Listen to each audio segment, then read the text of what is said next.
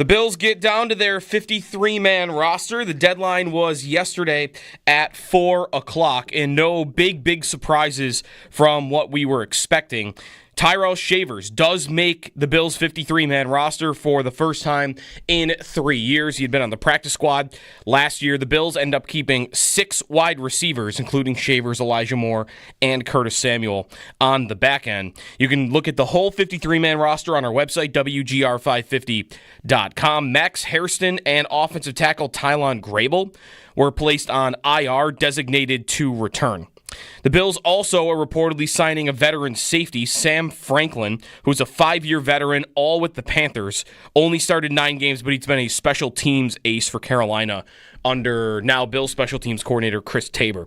Former Bills corner Levi Wallace posting on Instagram yesterday that he is in Buffalo. He also replied to somebody that said they saw him in the airport. Wallace spent a couple weeks in Jaguars camp before being released on August 13th with an injury settlement.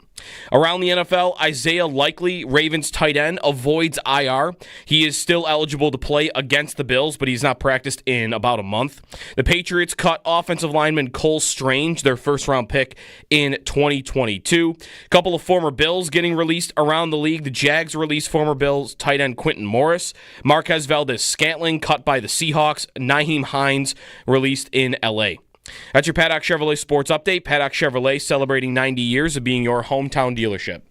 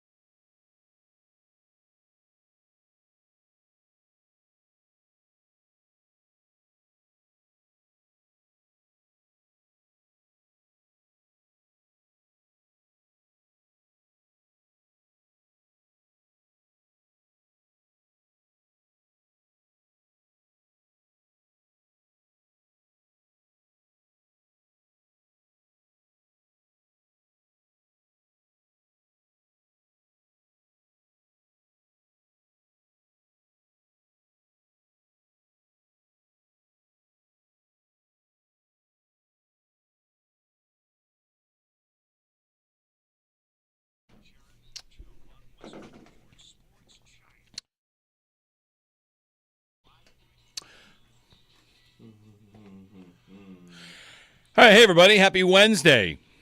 Jeremy and Joe. I'm going to start the show with a fun little story about matchy. Yes. Joe and I matching. We are wearing the same shirt. Of all the shirts for us to wear to match today, it's the WGR polo. It's almost like someone's going to tune in today and say, "Oh, do you think they told the guys to start wearing those shirts?" Because we both wore our Start wearing the logo. Yeah, our black WGR SportsRadio550 logos.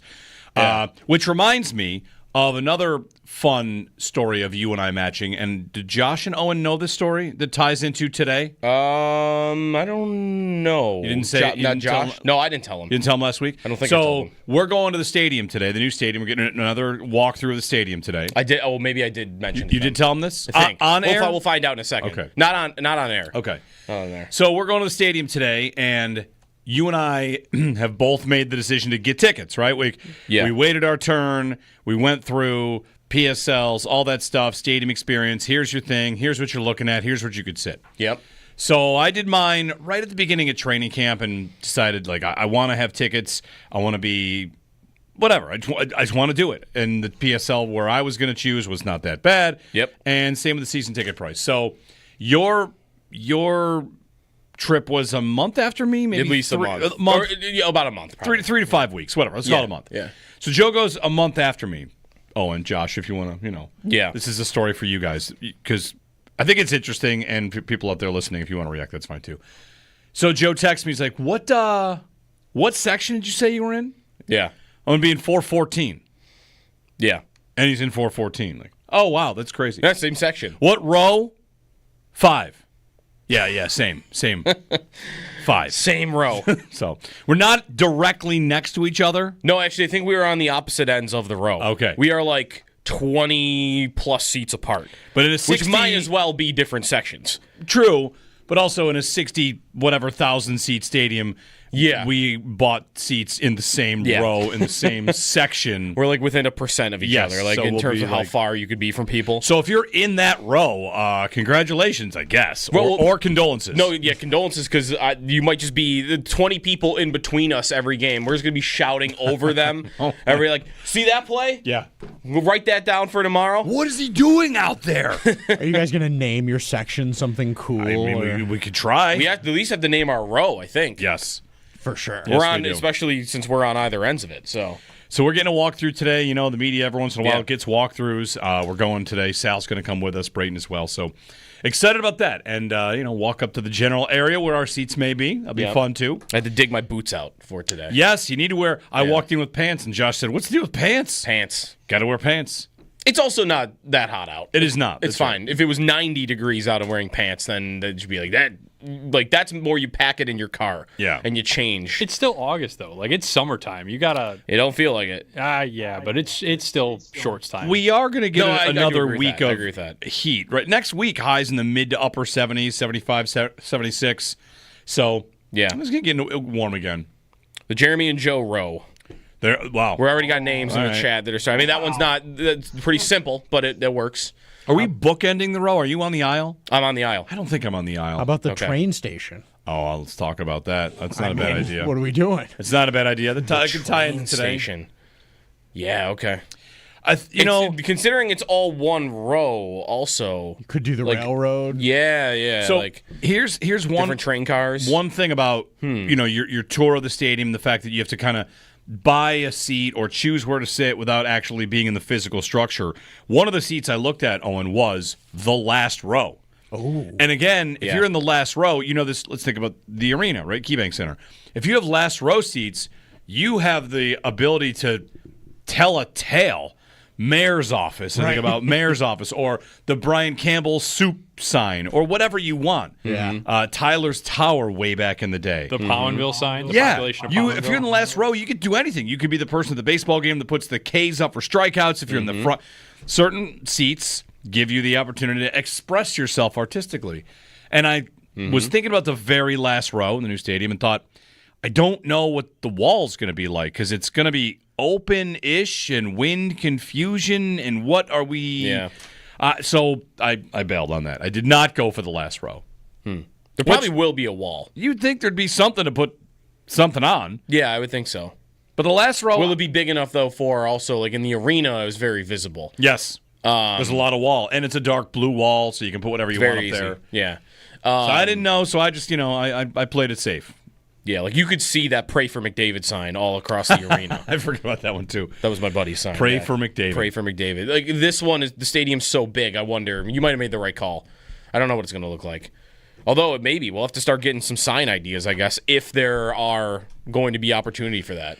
It's going to be high up also. Yeah. Because of how steep the stadium is. Like, the higher you go, I mean, you're still on top of the field, but...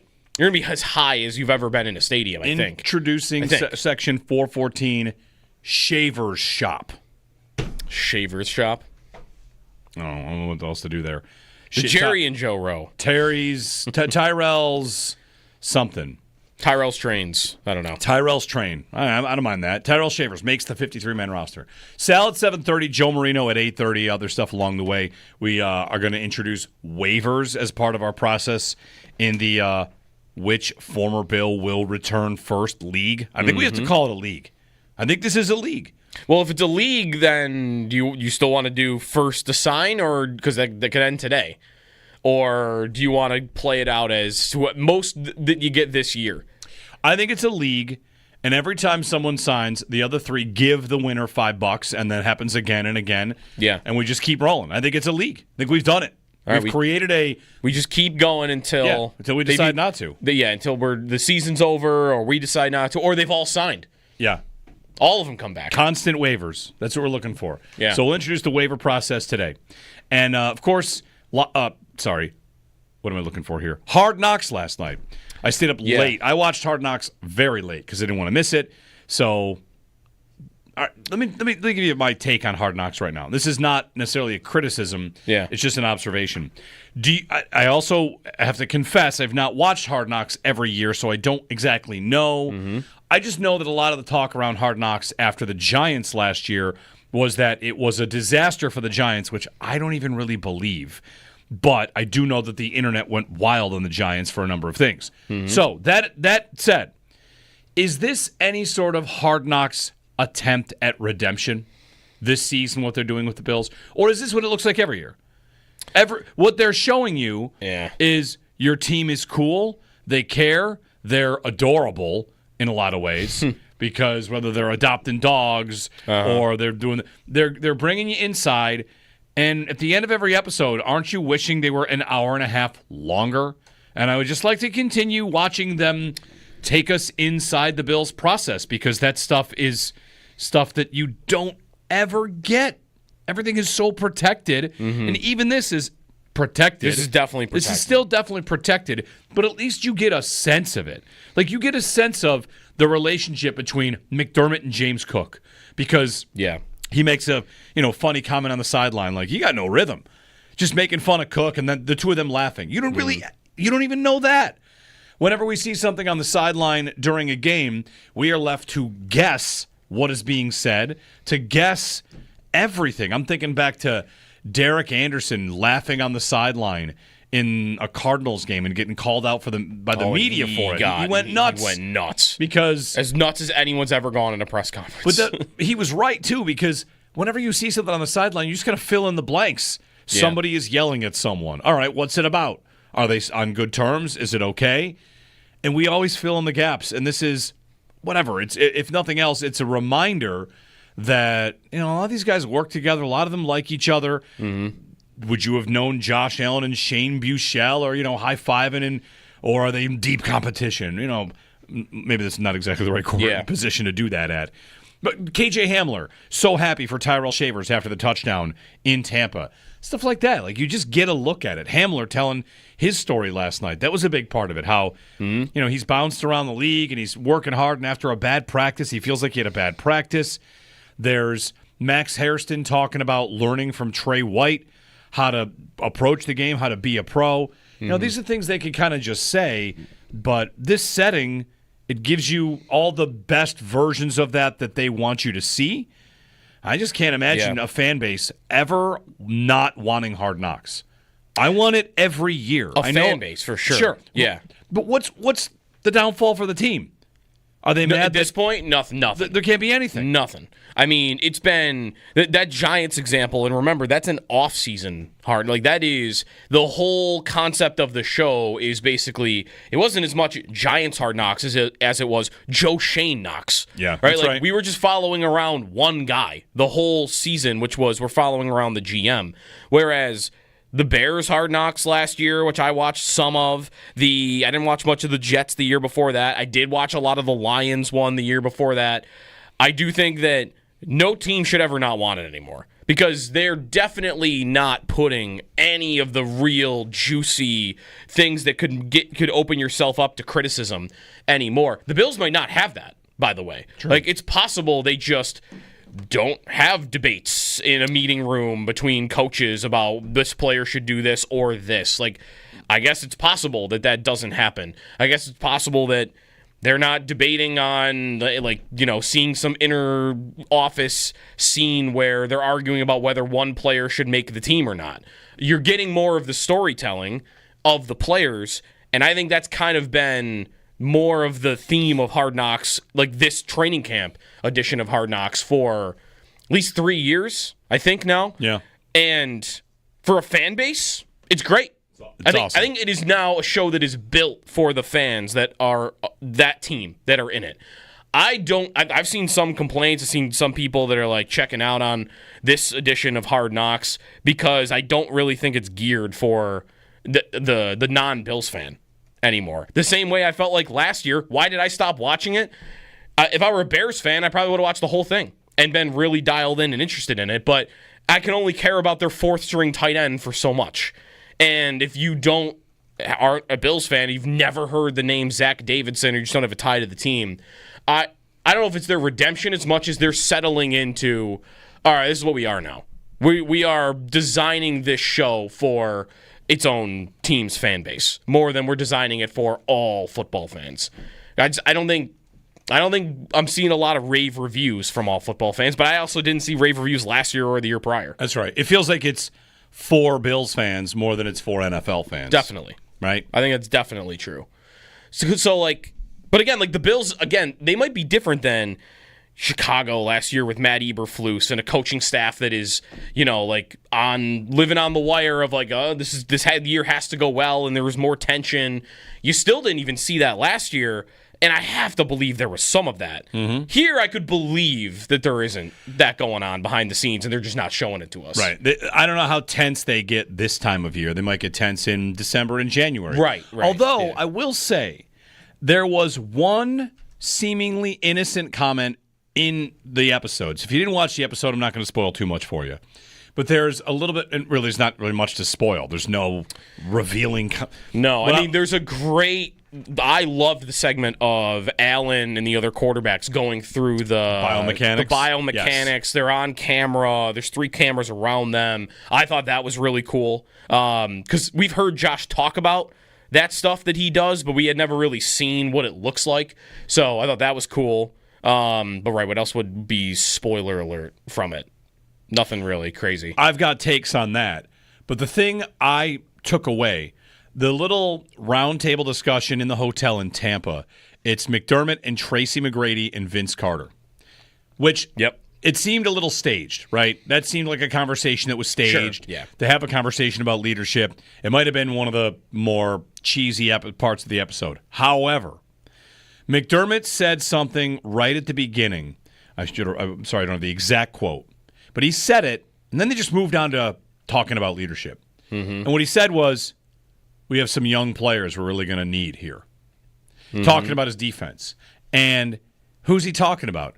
Max Hairston, TJ Sanders, Deion Walker, Cole Bishop. Mm-hmm. Their defense is probably going to come down to whether or not 2 of those 4, 3 of those 4, 1 of those 4. Who can they count on? I mean, Bishop, they're going to need as much as anybody. Hairston, they're going to maybe need as much as anybody. Then Sanders and Walker, there are more reinforcements in that department. But that's going to be the real story of this season. What are they getting out of the draft? And I want to add Bishop to that. Even though it's his second season, it's almost like it's his first season because of how much time he missed last year. Mm-hmm. Yeah. When he says that, I think that's the thing, I don't want to say keeps him up at night. That's the thing he knows, right? Driving into the office, he's like, this defense is going to come down to 4 young guys and what I get out of them. I know what I'm getting out of Ed Oliver. Maybe there's a great season in there. Maybe I know what I'm getting out of Benford and Rapp. Yep. I know Milano, Bernard. Injuries out of your control.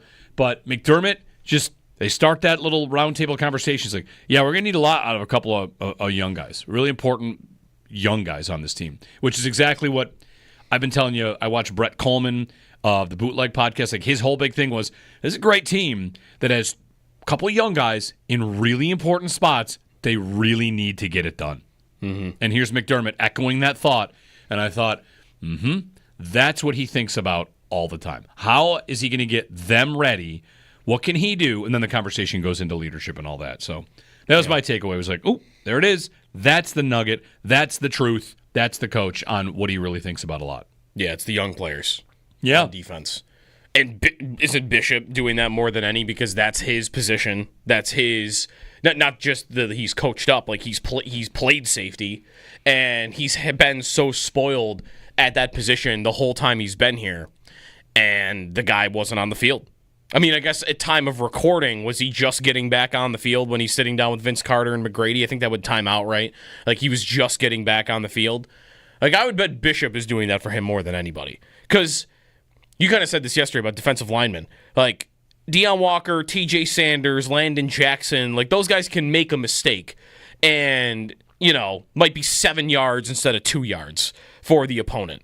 Whereas might be 85, but it could be. No, I know what you mean. It could also be, but more often it's going to be something that's more manageable. Whereas, man, if your safety back there is lost, that can set you up for, that's the Nico Collins play. Yeah, that's changing the way you're calling defense because you're protecting your safeties, which is something else we've heard about. Because you're terrified that they're just going to rain bombs over your head because they're attacking. If I were a coordinator, if I were Todd Monken, the offensive coordinator for the Ravens, and I'm looking at what this Bills defense is going to look like, aren't I already dreaming up scenarios of how I can attack Cole Bishop right away? Bishop, that is who I am going after, and probably Trey White. yeah. Let's test this Buffalo secondary, and of course the front seven. The job is to get there before that secondary can get too stressed. Speaking of exactly that, like what you're laying out there, there's another McDermott on the field mic'd up moment that kind of speaks to that. He's walking around there at training camp and he says, "Don't be the one that loses your man. Yeah. Don't be the one that loses your coverage." That was the scene they opened with. I think so. Yeah. And I'm thinking about whether it could have been to anybody. You can't quite see on the play who he's talking to in general, I don't think. But it's don't be the one. And he keeps saying that same idea. Like don't be the guy that makes the mistake. That's do your job, be your 111th. Don't be the one. So, if you're worried about that, about these Bills, I think you're maybe not alone. Whatever, you say worried. If you're focused on that and keying on that as a big, big thing that's going to tell the tale of not the season, but maybe the end of the season, and whether or not the end of the season comes in the right moment, it really could come down to that. 803-0550. Loved Hard Knocks last night. So much about it. The swing biomechanics, I can tell you a very quick story on that. I know that the Bills have maybe put out a Josh Allen working on his throwing mechanics video before with Chris Hess. I know that I've seen a video before. Okay. Because as they start to show this on Hard Knocks, it's almost like they knew about this and thought, like, let's get this on Hard Knocks. This is cool. Because it's not the first time they would have gone through this. So the Bills might have put out a video a while back because I sent it to my buddy Jesse from Buffalo Golf and Social. And, we talk golf all the time. And as Allen is going through it, in the initial video I saw, I'm watching and thinking, he's talking about early extension. For those of you in the chat, this is going to be like a minute on golf, so quickly write your Z's that you're putting you to sleep. So watching Allen break it down, I'm like, he's talking basically about changing his motion the same way that you change your swing. He's trying to shallow out. He's trying to not have early extension on his release. So we're watching this episode last night, my wife and I, and as Chris Hess and Allen are on the screen, I say to her, I've seen this before. And you know why? This is just my own takeaway. I said, you know why Allen is so good at exactly this? At changing his delivery, changing his motion. Yeah. And Chris Hess says there that he gets a change and he changes it in 2 to 3 reps. Right. Like, oh, your chest is here. Your chest wants to be here. And I pause it and I say to my wife, in my desire to just really get excited about this, I said, I bet Allen is really good at this and values this because he's good at golf, or vice versa. Like, he values the mechanics of the swing. And then I unpause it. And what happens 10 seconds later? He tells Chris Hess, like, I figured something out with my driver this Yes, summer. he right in the moment says, it's kind of like when you're and Josh does what every golfer does, which is starts to swing a pretend golf club at work. Yeah. Like, great moment. I could watch them break him down like that all day. And to show the difference in when he was a chucker to a thrower to a passer is just like, it's incredible, because when you watch the sport on that level, you just learn so much. And it's such a testament to the work Josh puts in. Oh, I think it's so underappreciated how much work he's done on that. To his talent, to just his coachability, his desire. And I think that's in a lot of golfers out there. I think that's like the desire for the perfect delivery comes from that, or it's in you. And if you have that in you, you do that in golf, you do that in throwing a football. So that part was awesome. Just awesome. It's not impossible that him being a golfer has helped make him like an elite quarterback. Golfer brain doing that. Like, he's been talking about this for, I think it was like 5 years ago. It was during the COVID year, because I remember it was an interview he did with Chris Sims where they weren't allowed to be in the same room, and he was talking about throwing motion being digitally mapped and working on biomechanics of his throwing motion. Yeah. That was 5 years ago. Okay, that's the episode. He's done it multiple times since then, too. That's the one I saw. Yeah. That's the one I'm talking about. Because now you said Chris Sims. Yes. He did. So I just looked up that there was a COVID interview where he talked about it, and then 2 years ago, him and Chris Sims got back together and did like a 30-minute video. That's the one. On it. And that's the one you're talking about? Yep. So again, like, this goes back. He has been working on how he throws the ball. And last year someone posted a video comparing his throwing motion from year one as a rookie to where he is now. He completely throws the ball differently. Yeah. Like it's not, you don't even need to, you don't need a trained eye to see how differently he throws the football from when he entered the league. And I think you needed that from him. Like, if he threw the ball the way he used to, he'd probably still be a good quarterback, but I'm not sure he would have been MVP of the league. 803-0550, 1-888-550-2550. Plenty to get to. I have a Twitter poll up about the receivers. If you'll allow it, we can talk receiver quite a bit today. We talked a lot about defensive line yesterday. So receiver today, with Tyrell Shavers making it. The Bills keep 6. Mm-hmm. That's maybe a surprise to some. I'm kind of surprised they kept 6. So on the receivers, we'll do that a little bit today. We'll talk with Sal at 7:30. Joe Marino of the Locked On Bills podcast at 8:30. Your comments, your calls, and your general Wednesday stuff. We're 8 days away from the start of the season. We are 1 day away from the reveal of the rivalries jerseys. Yeah, which I'm very excited about. And I think the NFL putting that tomorrow is great because the 9 days between the end of the cuts and the start of the football season are the slowest 9 days on earth. Yeah. Like, we need to get this thing coming. So. Although prepare for tomorrow's show, which is going to be just 4 hours of Jeremy screaming, "Where are the rivalry uniforms?" That is true. All morning. It's going to be, why aren't they out yet? If they don't drop those things at 9 a.m., I'm going to be. You're going to hear some words out of me. 803-0550. We'll get into the receivers. Shavers, his story. He made it. People seem to be pretty happy for him. I sure am. So, we'll get to that.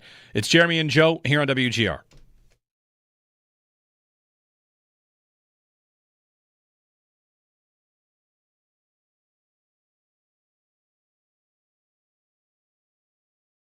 I stayed up late. I watched Hard Knocks very late because I didn't want to miss it.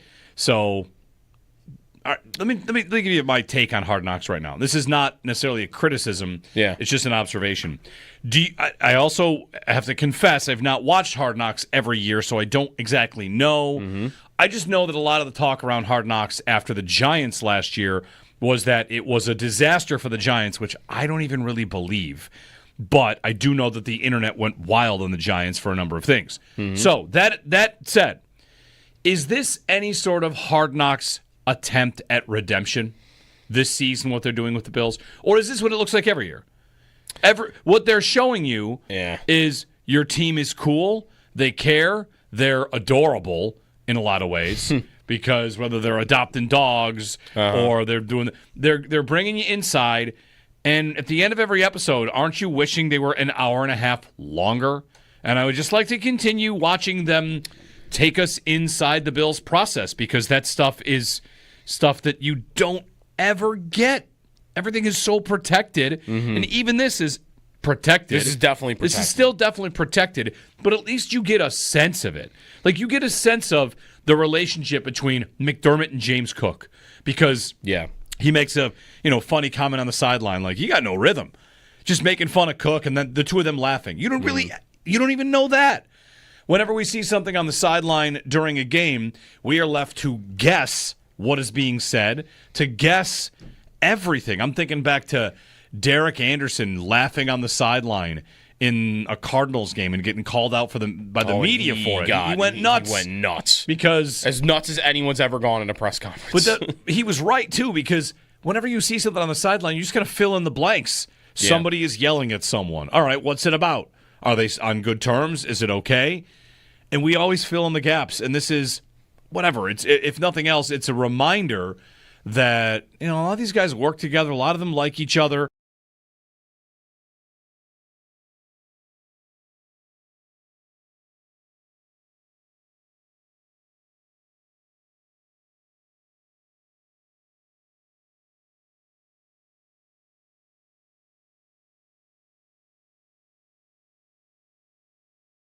McDermott said something right at the beginning.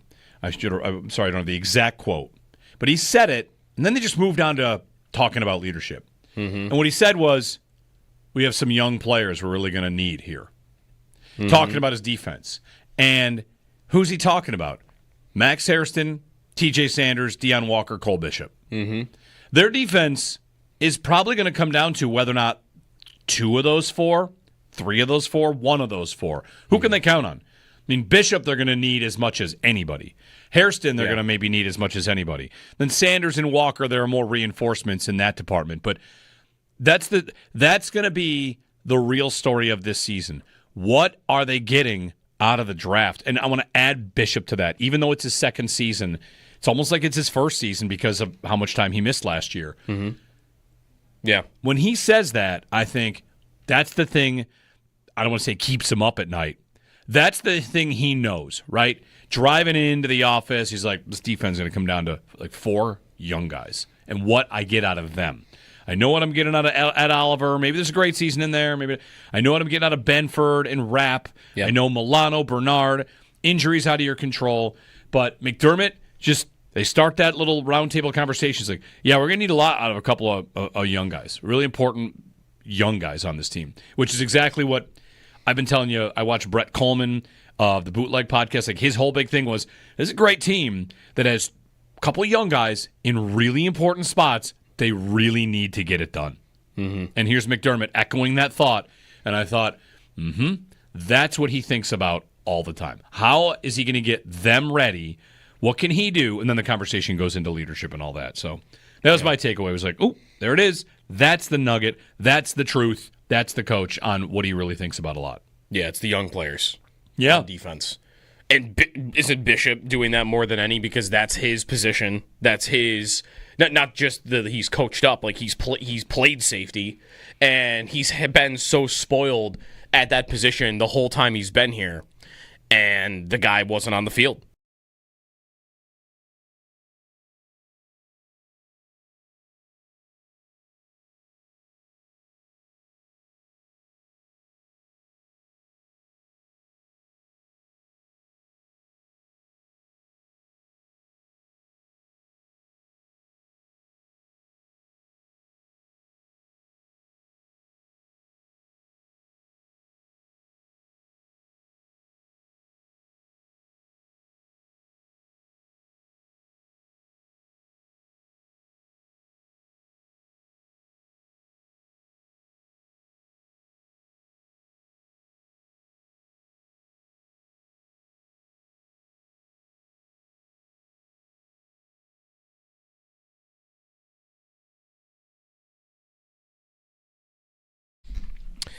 Bills' 53-man roster in as of yesterday. Tyrell Shavers makes the roster. Bills kept 6 wide receivers.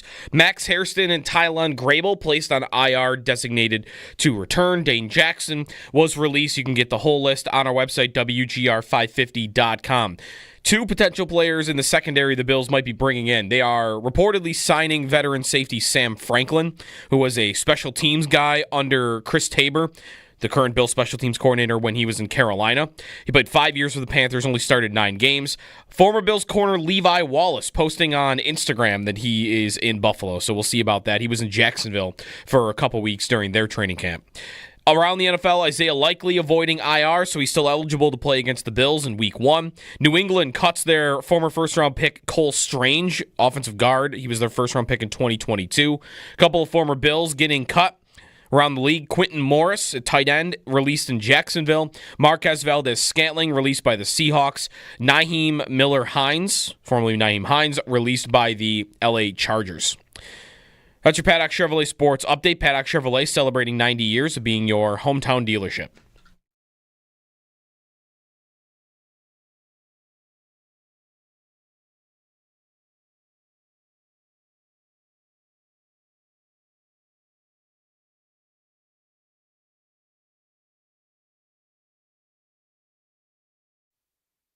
Chris shows you examples of how efficient you should be. And I was like, you know what? In order for everything to kind of like time up better, I'm going to try to drop my arm a little bit and just slow down this process. And what that got me to do was, again, the disassociation to now, once I start my throwing motion, get my foot in the ground quick, this is going and this is still coming around. Basically, like every rotational athlete, it's golfing, it's swinging a baseball bat, of staying on that back foot, and it's this, right? Where I want to throw everything and have this stay back as long as possible, and as it comes through, to be as snappy as possible. It's like a catapult almost. Everything is... More like a trebuchet. Isn't that it? Not a catapult, but is that how you say it? Trebuchet? You know the difference between the two? No. No? No clue. A trebuchet? Yeah. No. That's what most people are talking about is. when they're saying catapult. Isn't the trebuchet the one that has like sort of two levers? Yeah, and it whips. And one whips. It throws the things. Catapult is just a singular plane. Yeah. Yes. Very good. Yes, singular plane. I'm glad my brain still works well enough to know that. Listen, the show's never sounded, I don't know, so smarter. Maybe It's more scientific, maybe. Yeah, that's Josh Allen. Good morning, Jeremy and Joe, Owen and Josh here as well. That's Josh Allen from January, the piece the Bills put out on working with Chris Hess, which we saw yesterday on Hard Knocks. They were breaking down his throwing motion and deep into it and 3D mapping. Can I tell you the snarky thought I had about that exact moment? What's that? As there's Allen and Trubisky and Mike White and Shane Buechele digging deep into their throwing motion with 3D cameras and everything, I thought somewhere Mark Schlereth cries about analytics. You know? He hated that segment. He was playing football out there. Like, but look at the science they're putting into the best player in the NFL's throwing motion. And, of course, I would think the Bills are not the only team doing that. And if they are, or if there are teams out there not doing that, let's say you're a quarterback in the NFL and you watched that last night. First off, you probably have to be doing that or know that's happening. But wouldn't you look at that and say, oh, if Josh is doing that, I should be doing that. Yeah. I should be doing that. I remember criticism of Cam Newton for never doing that, for never working on his motion. He had a weird hitch in it. And there probably are guys that would fight against that, right? Like, what do you mean? I gotta change the way I throw the football. I was amazing high school player. I was amazing in college. I made the National Football League, and now I'm a starter. And you want me to do what? You want me to change how I throw the football? Yeah. Like, I bet there would be individuals around the league that think that way.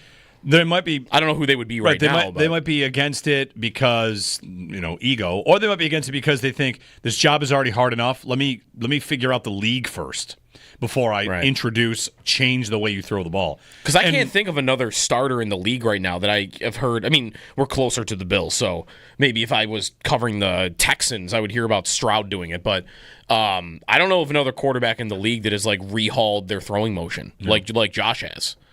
803-0550, 1-888-550-2550. To join us, Jeremy and Joe. Have a poll up about the receivers now that Tyrell Shavers has made the initial 53-man roster, which I hope we get that on next week's Hard Knocks. It'd be nice to see. I bet, that's going to be cut down day central next week's episode. You would think. Because it wasn't really in this one. No, it was just the stress of the cuts and guys that are hoping to make the team. Yeah. And whoever comes back on the practice squad. So that part of it might be next week. But the positive story, the most dramatic who's going to make the team, it really might be just Shavers. Mm-hmm. Who else is a surprise? Anybody? Not really. It was kind of chalk. Kind of chalk. Yeah, the draft picks made it. Yeah. Now, they have decisions to make once Max Hairston and Tylan Grable come off IR. They're designated to return. Now, other injuries, of course, could create spots. But if they're fully healthy, 4 guys have to come off the roster to make room for Hairston, Grable, and Hoyt and Ogunjobi. And the most interesting thing that happens, I mean, maybe they don't keep 6 receivers. It doesn't have to be a defensive end comes back and a defensive end leaves. Yeah. It could be a defensive end comes back and a receiver leaves. That could be Shavers. That could be Elijah Moore. You never know. So the roster will still have some tweaks, of course, but on the receiver, I posted this at Twitter. You can vote in this Twitter poll if you'd like. After all that, how's everybody feel about the receiver group? You have 6. They've added 3 receivers that were not on the team last year. Josh Palmer, Elijah Moore, and Shavers making the roster. Like, sure, he was on the practice squad, but they have another body. So they've added 3 receivers. I'm counting Shavers for this. Yeah. How do you feel about the receivers group? Your options at Twitter. Great, fine, because Josh, obviously, it's rough, or you can also vote why are we talking wide receiver if you want to. So how do you feel about it? I feel fine because of Josh, mostly. It's hard not to vote fine because of Josh. Fine because of Josh. I do feel fine in general. Like, even separate from Josh. Like, I don't think they have a top. Mike Clay ranked all the position groups in the league the other day, and he had the Bills 22nd at wide receiver. Like, I think it's about fair for them. Like, I don't think they're the worst group in the league. I don't think they're also near the top. They're probably a little bit below average as an overall group. I don't think the tight end changes that either. No, I think not if for you me. go skill positions, wide receiver, tight end, they probably rank 20th. Right. There is no... Oh, but you guys forgot about Dalton Kincaid. Yeah. Oh, really? I forgot about a tight end who had 400 yards last season and 2 touchdowns? Like, no, I didn't. Right, he's going to have to prove that. If he proves it in a year, you could say that. I do think if you include running backs, you drift up to maybe, top half of the league. Because the Bills use their backs and use them well. So that's right. If you're ranking just receivers, just tight ends, just backs, like any combination of them, I think the best you can get to is about a little above average as an entire group, and of course, Allen takes them, much higher. But there is nobody on this receiving core that I think a defensive coordinator should be afraid of right now. Not yet. Nobody. I mean, you would like to believe that Coleman could develop into that, or that Palmer can be a difference maker compared to what he was with the Chargers. So there's potential for someone to become that, but it doesn't have to happen. I mean, there are question marks. There are question marks about every single receiver that isn't named Khalil Shakir, and I could even say him just at the beginning of the year because he's got an ankle injury. Like, when they line up against the Ravens in 8 days, what do I know I have? I don't know what I have in Coleman. Not yet. I know I have a role player, but I don't know how good he is. I don't know what Palmer looks like in this offense. Does it have to be better than it was with the Chargers? He didn't have, Gardner Minshew throwing him the ball. It was Justin Herbert. What do I have in Shakir in week 1 with an ankle injury? I don't know how healthy he'll be. And then Samuel with his injuries and Moore being in a different offense and not really popping off in camp or preseason. Like, every single player at that position has a question mark going into the Ravens game. Every single player. Yeah. So I feel fine. I don't feel terrible about it. I think if you told me, hey, the Bills are not going to add a number 1 receiver this offseason, I feel like they've actually ended up about as good as I could hope. Palmer's a fine addition, and I liked the Elijah Moore signing. And Shavers had a great camp. So really, what did I want them to do this summer other than trade for Terry McLaurin or DK Metcalf? Yeah, it's important to note that this time last year that we were talking about MVS. MVS. Being a part of their team. I feel way better about what they have now than MVS. And was there another one of those guys that made the team last year, or was it just MVS? Claypool didn't make the team. Claypool didn't make the team. It was MVS. It was Mac Hollins. We didn't know what Mac Hollins was going to do. Right, and then he had a nice kind of surprise season. The one thing about Coleman and, ceiling, what you expect from him, what you get from him, we'll see. I wonder if he starts to get good enough to get more attention. Mm-hmm. Because Deion Dawkins has been raving about Coleman. Like, he's a different player this year. The league better get ready. And if he's a lot better, he'll draw some double teams. He'll draw where corners want protection. And that's something that did not happen last year. Coleman was singled up as much as any receiver in football. Like, last year, part of the story was that, sure, he had his nice moments against he won. He won routes. He was great after the catch. And if he does a lot of that, that's the story in the NFL altogether for every player. You get a lot better, then it becomes, okay, now defensive coordinators, this is what you were talking about, do have to worry about you. And do they have an answer for you, and do you have an answer for that, right? If he's good enough to draw more attention, that opens things up for other guys. Everybody eats, and they can be in good shape. 803-0550. Joe in Pittsburgh before the break. Hey, Joe, good morning. Good morning, guys. How are you? Very good. I was wondering about your thoughts on Beanie Bishop. The Steelers just cut him. I live in the Pittsburgh area. All my buddies are kind of ticked off that he was cut by the Steelers, them being Steelers fans. Mm-hmm. With the uncertainty at the position, just wanted to hear your thoughts on Beanie Bishop, who he had like 5 or 6 picks last year. He started for the Steelers. What are your thoughts? Yeah, he had 4 picks last year. He was a 4th-round pick, I feel like. I remember him being – because he was a guy I remember talking about before last draft for a moment, but I have no idea why he got cut. I mean, he's really little. So is he a nickel guy? Is he an outside guy? I'm not familiar enough with the player. But there will be guys like that around the league. I mean, they're apparently signing a safety from San Francisco. The Panthers, right? Or from Carolina. Carolina, yeah. He was at another camp, didn't make the team. That's Sam Franklin. Yep. So, like, he's for special teams, but it's like what you were saying. Like, he takes somebody's spot on the roster if he's being signed to the 53-man. I don't know if he's. I don't think he's on the 53. I think he's going to practice squad. Yep. Jimmy Charlo will be practice squad. We saw a little more of him on Hard Knocks last night. Yeah. Thanks, Joe, for the phone call. I remember the name Beanie Bishop, but I can't say I know enough about him and why it didn't work in Pittsburgh. Pittsburgh's got some good corners, right? Jalen Ramsey. Don't forget Pittsburgh, yeah. Ramsey's maybe playing in the safety or slot. Yeah, I was going to say he might play in the nickel. They were doing that with him in the preseason a little bit as like a big nickel corner. Okay. That Franklin report did not include him going to the practice squad. So maybe he does end up doing that, but he's played like 70+% special team snaps every year under this coordinator. So I think there might be a chance he's on the 53-man. 803-0550, 1-888-550-2550. Give us a ring. Jeremy and Joe here on WGR.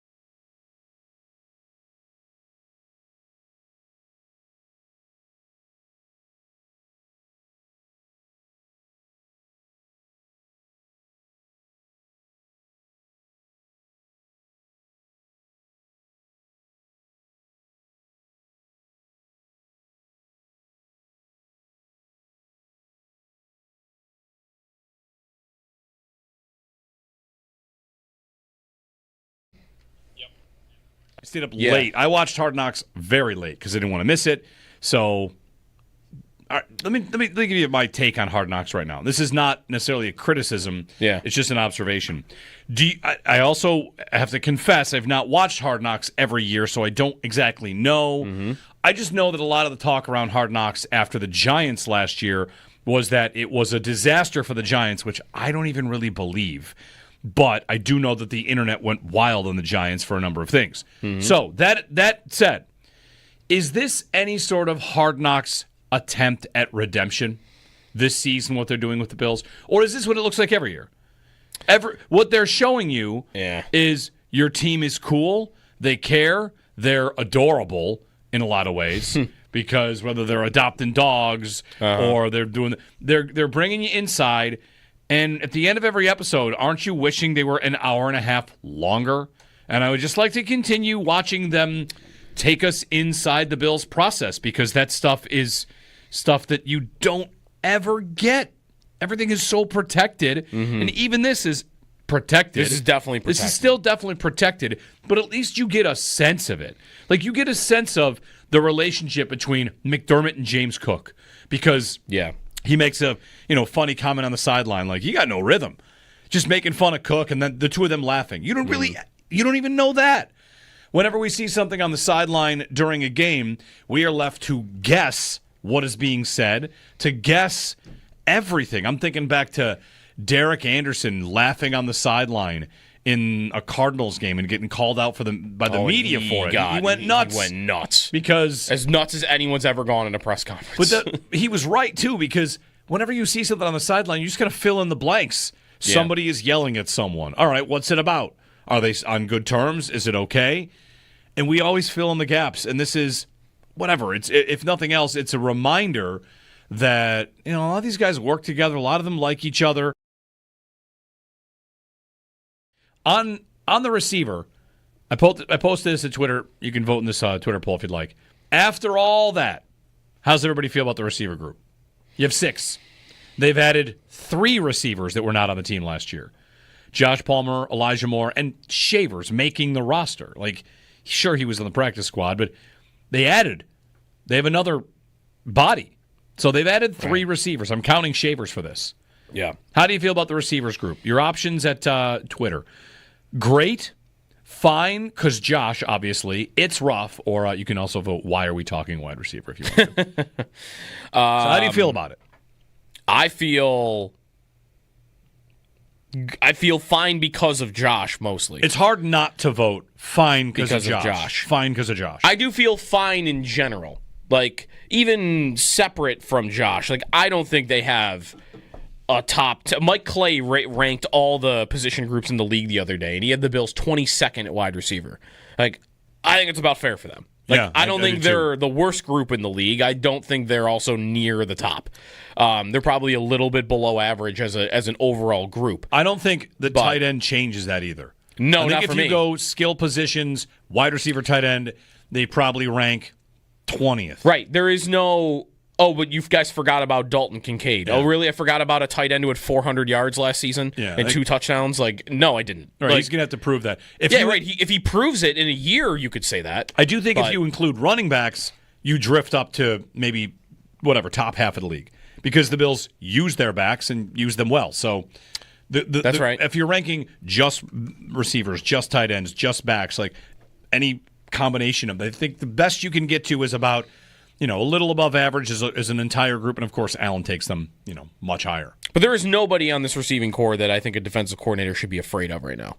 Not yet. Nobody. I mean, you would like to believe that Coleman could develop into that, or that Palmer can be a difference maker compared to what he was with the Chargers. Up here, so launching live at 7 o'clock. There's potential for someone. They've asked all the WGR hosts to submit hats, and there will be a hat bracket. Yes. So exciting.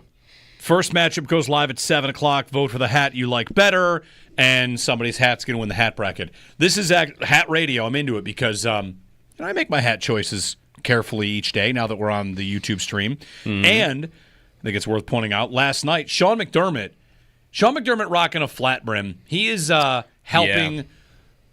This is my takeaway. I immediately checked, how old is McDermott? Is he exactly my age? And the answer is he's older than me. Yeah. He's 51. Yeah. I am 46. Yes. I'm 46. You were more confident in McDermott's age than I looked that up last night. Okay. And I'm 46. Didn't do your math last night to figure No, I just looked at I'm 46. So I just had a birthday, so I'm still getting used to it, McDermott is helping a lot of middle-aged folks realize that they can rock a flat brim. You got the right... Yeah, you're going to give it a shot? I mean, I have a couple of... I have done it before. And I'll do the very barely flat that's not supposed to be fully flat, but, like a little... I've been doing that plenty. Yeah. And McDermott going full flattest brim. Yep. He's pulling it off, and he is helping. He's giving a lot of us confidence that we can do that. Is being bald helpful for that? It's funny. When I made this comment last night, a number wrote in he's got the jaw for it. You need a jawline for that. Yeah. You know who else is a big flat brim cap guy? Your Bulldog. dad? Yeah, he wears the flat brims more than anything else. He is. He's got that Bison's one. Yeah, with that's a 1 seed in our hat bracket. That's right. Bison's cap. He's got that white Bills hat with the blue standing buffalo. Those are his 2 submissions. Those are his 2? Those are his 2. The white Bills hat is a 6 seed. 6 seed. You got a lot to compete The seeding process here. I've seen this hat bracket, and I've read the descriptions and the seeds, and I've got some questions, but we'll see. Howard entered 2 hats. He did. He entered a Mets hat he's been wearing for 16 years. That's flat, but not the cool kind of flat. I'm actually surprised he didn't submit a single Mets hat. Wow. Yeah. Who is this man? He actually texted me. I got to tell him when we're picking the Bills this year. I forgot to write him back. His schedule. Let's call him. Yeah, we should call him right now and tell him hey, you just want to do it now? Pick the hats. I think we should tell him you'll never know when we're calling him. We're just going to randomly. Yeah. We should have a random siren that plays during the show that we never know what time it's going to be. In the middle of a sentence, the Howard siren goes off, and we got to call him. That's not a bad idea because Pick the Bills got a little less interesting when he just picked him to go 15-2 every time. True. Yeah. Spontaneous picking of the Bills. Yes. I'll hit you with the strobe lights. Yes, not a bad idea. 803-0550 Sal at 7:30 on the roster cutdowns. We'll get you the updated news on who the Bills are maybe bringing in. Joe's got that safety who I have a comment about him and one coach who really might have him on the active roster. There's another maybe mark towards what's his name again? Sam Franklin. Sam Franklin, yes. Whether Sam Franklin's going to make the active roster as a special teamer, this might be a little evidence that it is happening. Get to your calls and anything else here on WGR coming up.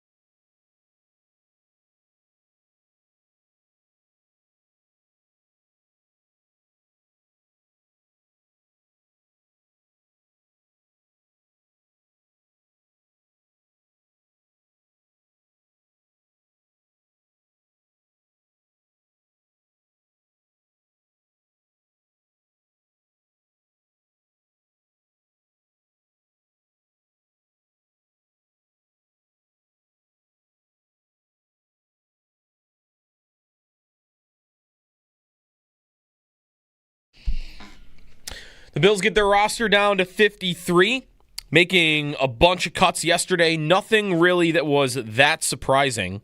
The Bills are keeping Tyrell Shavers on the roster. He makes the active roster for the first time. This was his third training camp. He makes it this year after being on the practice squad last year. The Bills kept 6 wide receivers, Elijah Moore and Curtis Samuel, also on the team. Max Hairston and offensive tackle Tylon Grable were placed on IR, designated to return. And they activated center Cedric Van Pran Granger, who hadn't practiced all throughout training camp, but he is now on the active roster. You can get all the details from Sal at WGR550.com. The Bills also are reportedly signing veteran safety Sam Franklin. Not sure yet whether that might be practice squad or that's the active roster. If it's the active roster, they'll have to release somebody. Franklin, a 5-year veteran, all with the Panthers, only started 9 games, but has been a special teamer in Carolina under current Bills special teams coordinator Chris Tabor. Former Bills corner Levi Wallace posting on Instagram that he was in Buffalo. He also replied to somebody that said that they saw him at the airport. So Wallace potentially in town, spent a couple weeks in Jacksonville before being released on August 13th with an injury settlement. Elsewhere around the NFL, you had a trade in the league in the last couple of minutes. The Lions are sending veteran receiver Tim Patrick to Jacksonville for a 6th-round pick. Baltimore tight end Isaiah Likely avoids IR. He is eligible to play against the Bills, but he has not practiced in about a month. The Patriots get rid of or cut offensive guard Cole Strange. He was their first-round pick in 2022. A couple of former Bills getting released, including Marquez Valdez-Scantling in Seattle and also Nyheim Hines in L.A. Also, Taylor Heineke released by the Chargers. He lost the backup quarterback job to Trey Lance. That's your Paddock Chevrolet Sports Update. Paddock Chevrolet celebrating 90 years of being your hometown dealership.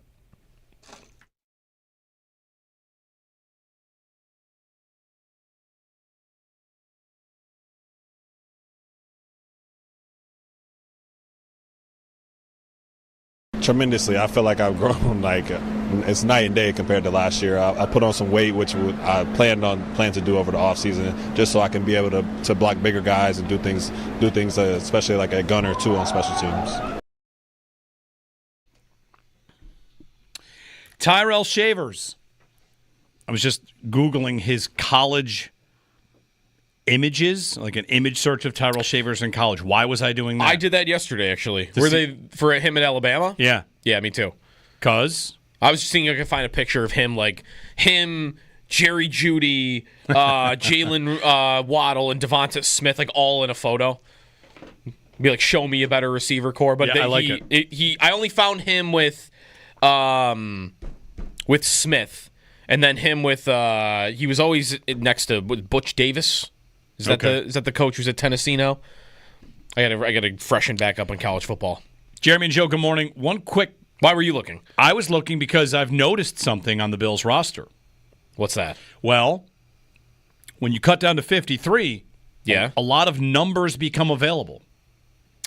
Oh. 13, 14, 15, 16, 19 are all available. Wow, that's 13, 14, 15, 16, 19? Yeah. So you're thinking Shavers is going to switch to... What did he wear in college? 14. 14. He wore 14. I kind of like him in 80, though. He's wearing 80. I had somebody write I like in, him in 80. Do you think he keeps 80? And there was a report out there, maybe Buffalo Rumblings, maybe it was Trainwreck. Somebody had there's a player on the roster that if he makes the 53 is going to change his number. That could be Elijah Moore, who wears number 18. Yeah, Shavers also wore 14 at Mississippi State, which is where he did. Oh, wait, maybe not. Maybe he switched around. He wore number 9 at Mississippi State. Yeah, it looks like he wore number 9. Well, 9's taken. 19's not taken. 19 is not taken. We got some availability in the middle numbers. But somebody will switch. Good morning, Jeremy and Joe. Howdy. Happy Wednesday. It's 7:07. We'll talk to Sal at 7:30 about the roster. We're keeping tabs on the practice squad. Tease this going to the break. So the Bills, there's a report that they are adding a safety, and we do not know if it's active roster or if it's just practice squad. But yeah. Aaron Wilson, who covers the Texans and the league, right? Yeah. For KPRC, he's reporting that the Bills are signing Sam Franklin, per a league source. And Ryan Talbot the Shout Pat podcast with Matt Perino and writer for New York Upstate and Syracuse.com. He pointed out last night that Sam Franklin was one of Chris Tabor's favorite weapons on special teams during their time together with the Panthers.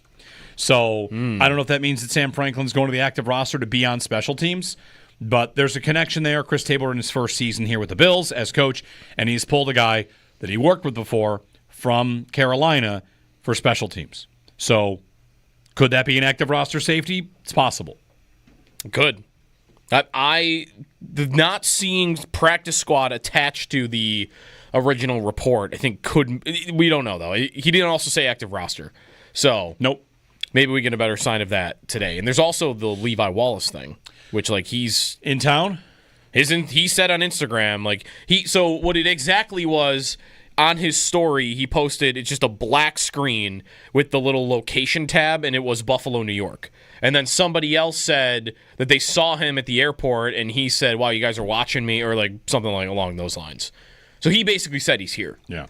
Is that same question? Is that for practice squad if he signs? Is that for active roster? Is he going to start against Baltimore? And is that impossible? That he just shows up and starts? How was he? He was fine, right? I thought he was fine. Hey, he was Dane Jackson. He was fine. Right? He was fine. He, of course, in 13 seconds was a key figure. He's the guy, zone coverage, I think, but he's the guy lined up on Tyreek Hill. Yep. On the 75-yard touchdown. And is he also not the guy lined up on Travis Kelce on the last play that sets up the field goal? Yes, and whatever. It's 7:09. Yeah, 7:10 a.m. on August 27th. You don't want to do frame-by-frame 13 seconds coverage here? You know what? Let's not. Not today? Let's not. No. 803-0550, 1-888-550-2550. He's been gone a long time now, by the way. It's been 4 years. Yeah. That's his last game as a Bill. He went to Pittsburgh for a couple of years. It didn't really work out well there. He was in Denver last year. He was more of a depth guy. He didn't play against the Bills. He was inactive in the wild card game. And then he was in Jacksonville for 2 weeks of training camp. And then injury settlement, and he was off the team. So maybe it would be a lot to say he would walk in and start, but it's more just him and Dane Jackson I kind of put in the same bucket. Just feels like a guy that's been here, they trust, and the idea of him walking in over top of a 6th-round rookie, I don't think is that crazy. Got an interesting comment in the chat here. We started talking about receivers and Shavers making the team and the group of receivers. You can let us know if you're feeling good about the group or great about the group or, wondering. Chris writes in on the YouTube chat, is 6 wide receivers considered a lot? If so, do you think they have 6 because there might be something with Shakir's availability? That's a fair point I had not thought about. So Shakir has the high ankle sprain. He's not on IR, so he's going to play. He's not going to miss 4 weeks, right? We know that. And availability for the opener, maybe. Yes, right? I don't know if there's a really locked-in timeline for that, but that's a great point. Do they carry an extra right now because they're just waiting on Shakir? Of course, you could practice squad a guy, too, and elevate him if Shakir's not healthy. So yep. The numbers game of the roster, it's a good question for Sal. I don't know that it would necessarily affect him to carry an additional one, but we should probably entertain the idea that Shakir might not be 100% by the time the opener's here. Might be really close, might play through something, or might be good to go. You'd want to see him start practicing now, at the beginning of next week at the latest, right? If he's not 1 week, not even 1 week from today. How about?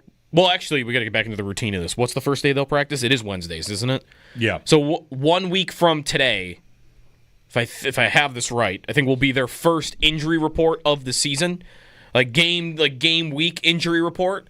If he's on that report in 1 week as having not practiced, then I will be thinking he's not playing the opener. But anything before that, even limited work, I would expect that he'll be ready. Will he be 100%? He played against Baltimore last year and he wasn't 100% in the regular season game. So it could be a reason. Shavers, though, is such a different type of receiver than he is. Yeah. Well, for sure. In fact, they're about as polar opposite as you could get. Are we just assuming that Shavers was the last receiver to make it, or was Moore the last receiver to make it? Well, that's a good thought. It could have been more. Because Moore is much closer to what Shakir is. Little different, a little more versatility, I think, outside. Probably not as good as a Yak, not even close to as good as a Yak player. But that could be it. Samuel, too. Right? Samuel and Moore. If something is wrong with Shakir, like those two together, I think are his replacement. Unless they're going to do the Coleman inside thing, which might be nice to test out, but I don't think they've shown any signs of wanting to do that. No. And the commitment they make to Samuel, like now that he's on the roster, even though he missed all of training camp, the Bills have done this a couple times where a guy is hurt for all of camp and then is just like got his job. They feel that good about him. Yeah. This happened with Terrell Bernard, right? This happened with Cedric Van Pran Granger, who missed all of camp in the preseason. And what is he? Just activated off PUP, like, okay, he's good to go. So it must be, I mean, the Bills, I'm sure, have certain players where, it didn't go well for them in August. Don't care. We know this player can be a difference maker for us. Maybe with Van Pran, that's down the line.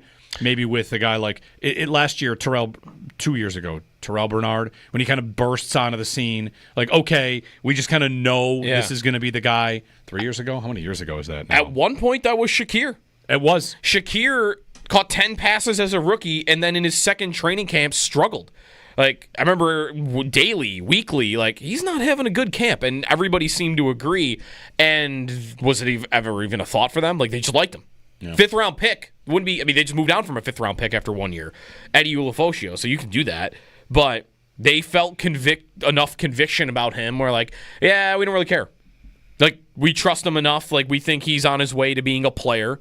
And they were paid off for that. I don't know that you'll get paid off that often on a 5th-round pick like that.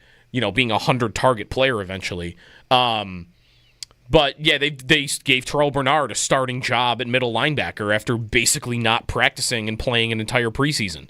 And that worked out for them, too. That happening with Samuel, though, like, what's the equivalent for Samuel on that? Like, it really working out for him. Like, it would just be him being depth at this point, right?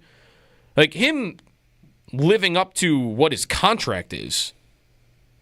Anyone even thinking that's possible? Yes. Because living up to his contract is what? He's getting 50 catches in this offense this season. That is living up to the contract. And you think he can get 50 catches in this offense this year? Because that, I think, is a lot for me to see him having. Living up to this contract is, 50 catches and like 4 touchdowns. The contract is, go look at receivers that make $9 million or but whatever. I'm saying 50 catches might be a lot for him. It might be. Maybe 20 more than he had last year. You can see him getting 20 more catches than he had last year? Depends what he plays through. It's one of the things, you learn this lesson sometimes in football as a player. I'm not a player, but I think of a Baker Mayfield for this. Baker played through an injury, and it cost him. It was right? Ridiculous. It cost him. Everyone thought he was kind of toast, like, a guy can't play anymore. He had a shoulder injury. Curtis Samuel. And he had broken ribs, a shoulder injury, and I think a calf injury all at the same time in Cleveland. And played. Yeah, and the Browns punished him for it. Yeah. And with Curtis Samuel, Joe Marino had this stat, and I thought it was really noteworthy. You know how many games Curtis Samuel has missed in the last 3 years? This is a guy who's always hurt, always injured. He was injured all last year, right? Missed a lot of camp because of turf toe. I would have guessed before you did the air quotes, like 10. 3. 3? He's missed 3 games the last 3 years. He only missed 3 games for the Bills last year. A game a year. Yeah. 3 games last year, 1 game the year before. Now, he's not listed as starting a lot of games, but he got in there and he got 46 targets. If he's healthier than last year, he'll get more work in the offense. Like his game log last year, Curtis Samuel's, was a guy that was just a non-factor. It was easy to forget about him existing. Yeah. And if he's got the hamstring, of course. Like that's a big factor here. Again, we're coming into a season where, he's a little bit behind because of all these injuries. But, if he's a regular part of their offense, he could certainly get more than here's your number, Joe. Ready? By November 3rd last year, how many targets did Curtis Samuel have? It's the first 8 games of the season he had 19 targets. He had 12 catches at the halfway mark, nothing. Basically. Absolutely nothing. And then the game in Indy, you start to see it. He gets, here's your number, 12 targets in his first however many games that was. And then the next 2 games, he got 14. And against New England, the last game of the season, he got 8. In the playoffs, he's 3-2-3. Like, he's getting more not the 3-2-3 all that much, but he was just more of a factor as the season went along. Who's he playing over, though? Like, for him to get more work, for him to be on the field more than, a quarter of the snaps, doesn't he have to be displacing Palmer or Shakir? Yeah, or Kincaid, depending on their formations, what they're going to use, right? Like they could start using him. I mean, last year, this was much more of a talking point last year than it was. I don't think we've heard anything about it this year, although part of that's because he hasn't been on the field, is using him all around the formation. We're using him in the backfield, right? Although, like, that's kind of the thing. I like him as a player. If he could stay healthy, I'd love the idea of using him in the offense. But don't they have everything that he does? Like, they kind of do. About to say, well, I could use him in the backfield more. But is even him in the backfield giving me more than James Cook and Ty Johnson are in the pass game? Like, you could argue it isn't. Yeah. Maybe the best case for Curtis Samuel to get more targets is an injury to one of the backs. Right? If all of a sudden Ty Johnson becomes unavailable and Curtis Samuel's in for Ty Johnson in certain spots. He's a weapon out of the backfield? Maybe. I mean, Johnson or Shakir. Like, I think one thing that Samuel is good at is short yardage yak plays. I think he can do more down the field, but that's one of his areas of expertise, and I don't need that. I've got Shakir.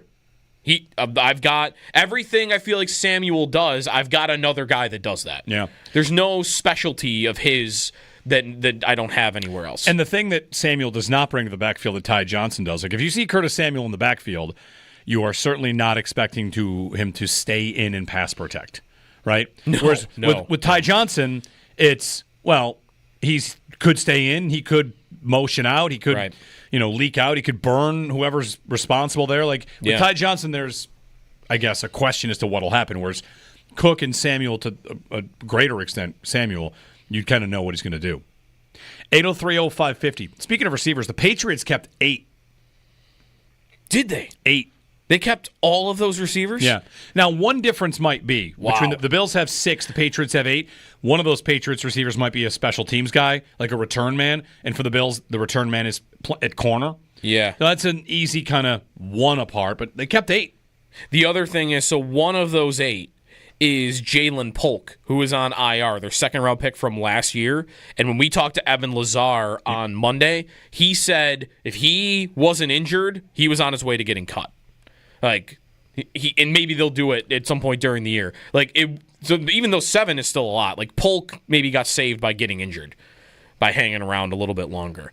But I'm still surprised they kept Javon Baker, they kept Kendrick Bourne, they kept Kyle Williams. They were going to keep. They just drafted him. Boutte, Matt Collins. Yeah, that's a lot. 803-0550. Maybe that's a sign Diggs doesn't start the year, although there's been nothing that would indicate that he wouldn't. I mean, he's been practicing without a sleeve on his knee. So I wouldn't guess that it's Diggs related.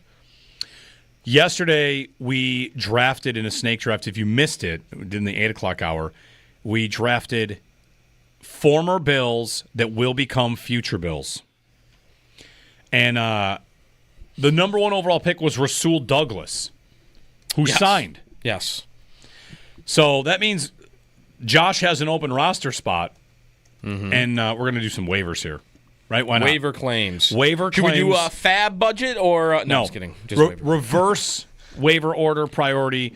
Owen had the last pick, so it's going to go Owen, me, you, Josh. The idea is even though Josh had a player get poached, he shouldn't get rewarded and get the first pick. We all get a chance to run waivers, and then Josh is going to pick from who's left. So we have to drop a player if you want.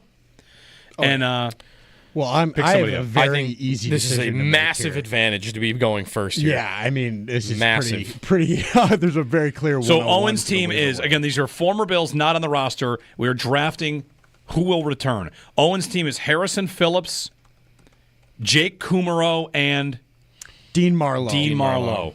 Because you stole Saran Neal from me. That was my real want. So are you dropping someone? I'm dropping Kummerow, and I'm adding Levi Wallace. Okay. Because Wallace is in town. Guy's in town. Also, Jake Kummerow is not in the league. So, people wondered about that pick. Yeah. All right, so Owen has picked up Levi Wallace and dropped Jake Kummerow. Yeah, that's a very clear there was a massive advantage when I found out I was going to get to make this first pick today. Yeah. By the way, we should make this so the longer it takes for the guy to return. Like my Harrison Phillips pick is a kind of a long-term pick, I think. We should scale it so that if it's a further away signing, we get a little more cash in the pot. Like if Phillips comes back 4 years from now, it should be $20 instead of $5. If you can just call get a random Venmo like 4 years from now, hey, What's Harrison Phillips sign. Yeah. Long shots. I'm just scrolling through the ESPN entire transaction page to see if any former Bills were cut loose. There were a few. There were a couple. There were a few.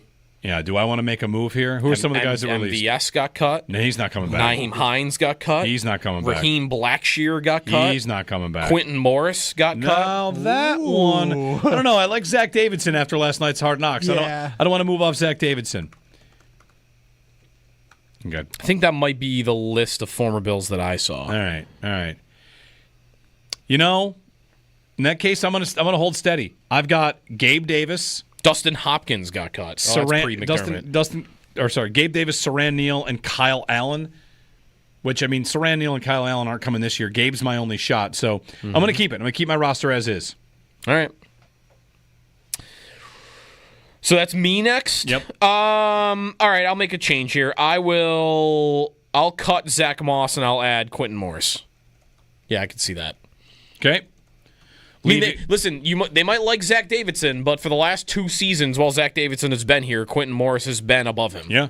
So I'll go Quentin Morris. Leaving Josh to pick up a player. No drop required because Rasul Douglas did sign, 30 minutes after you picked him first overall? Like 18 minutes. Yeah. Yeah. That's great. So he's going to cut his first overall pick one day after drafting him. So he signs with the Dolphins, and your move is? I'm going to go with Ryan Bates.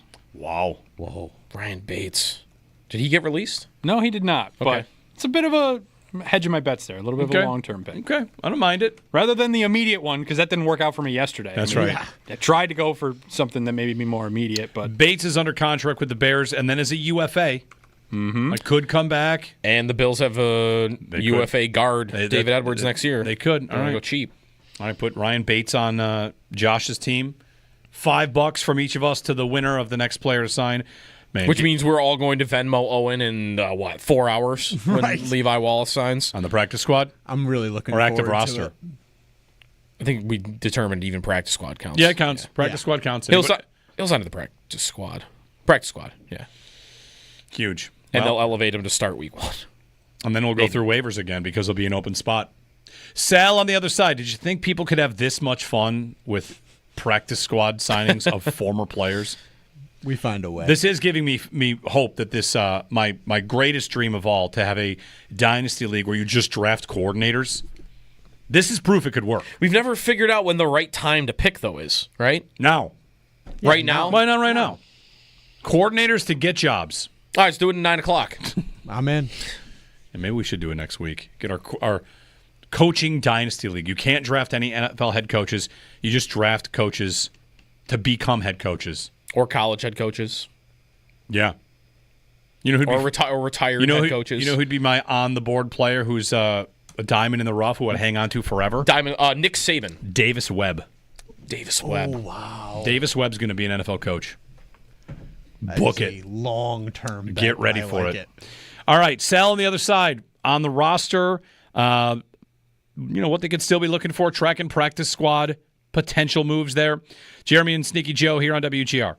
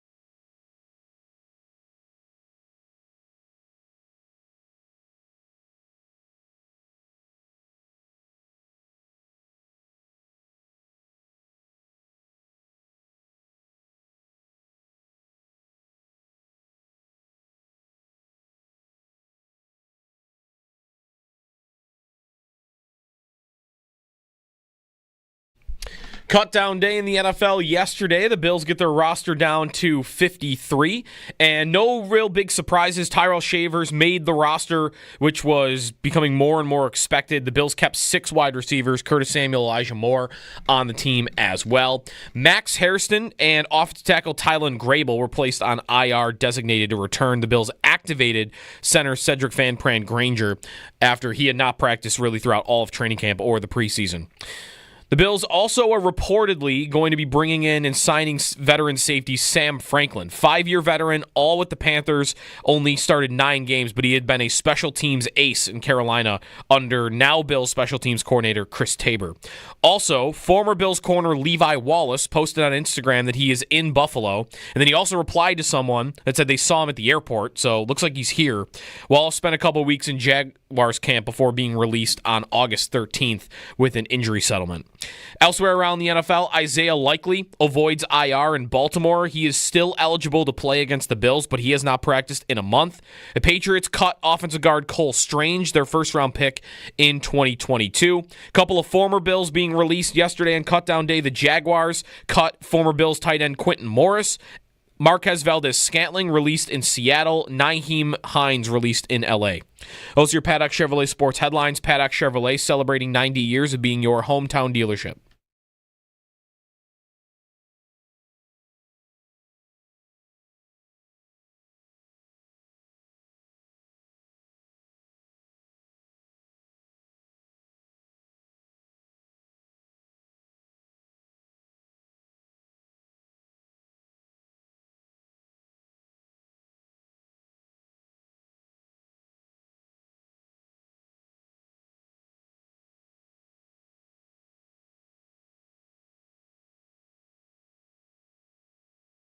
Sal Capaccio joining us on the Wester Hotline as the Bills have their 53-man initial roster, and could be changes coming to that, as soon as today, because we know they're signing some players, some practice squad. We kind of wait to see on that.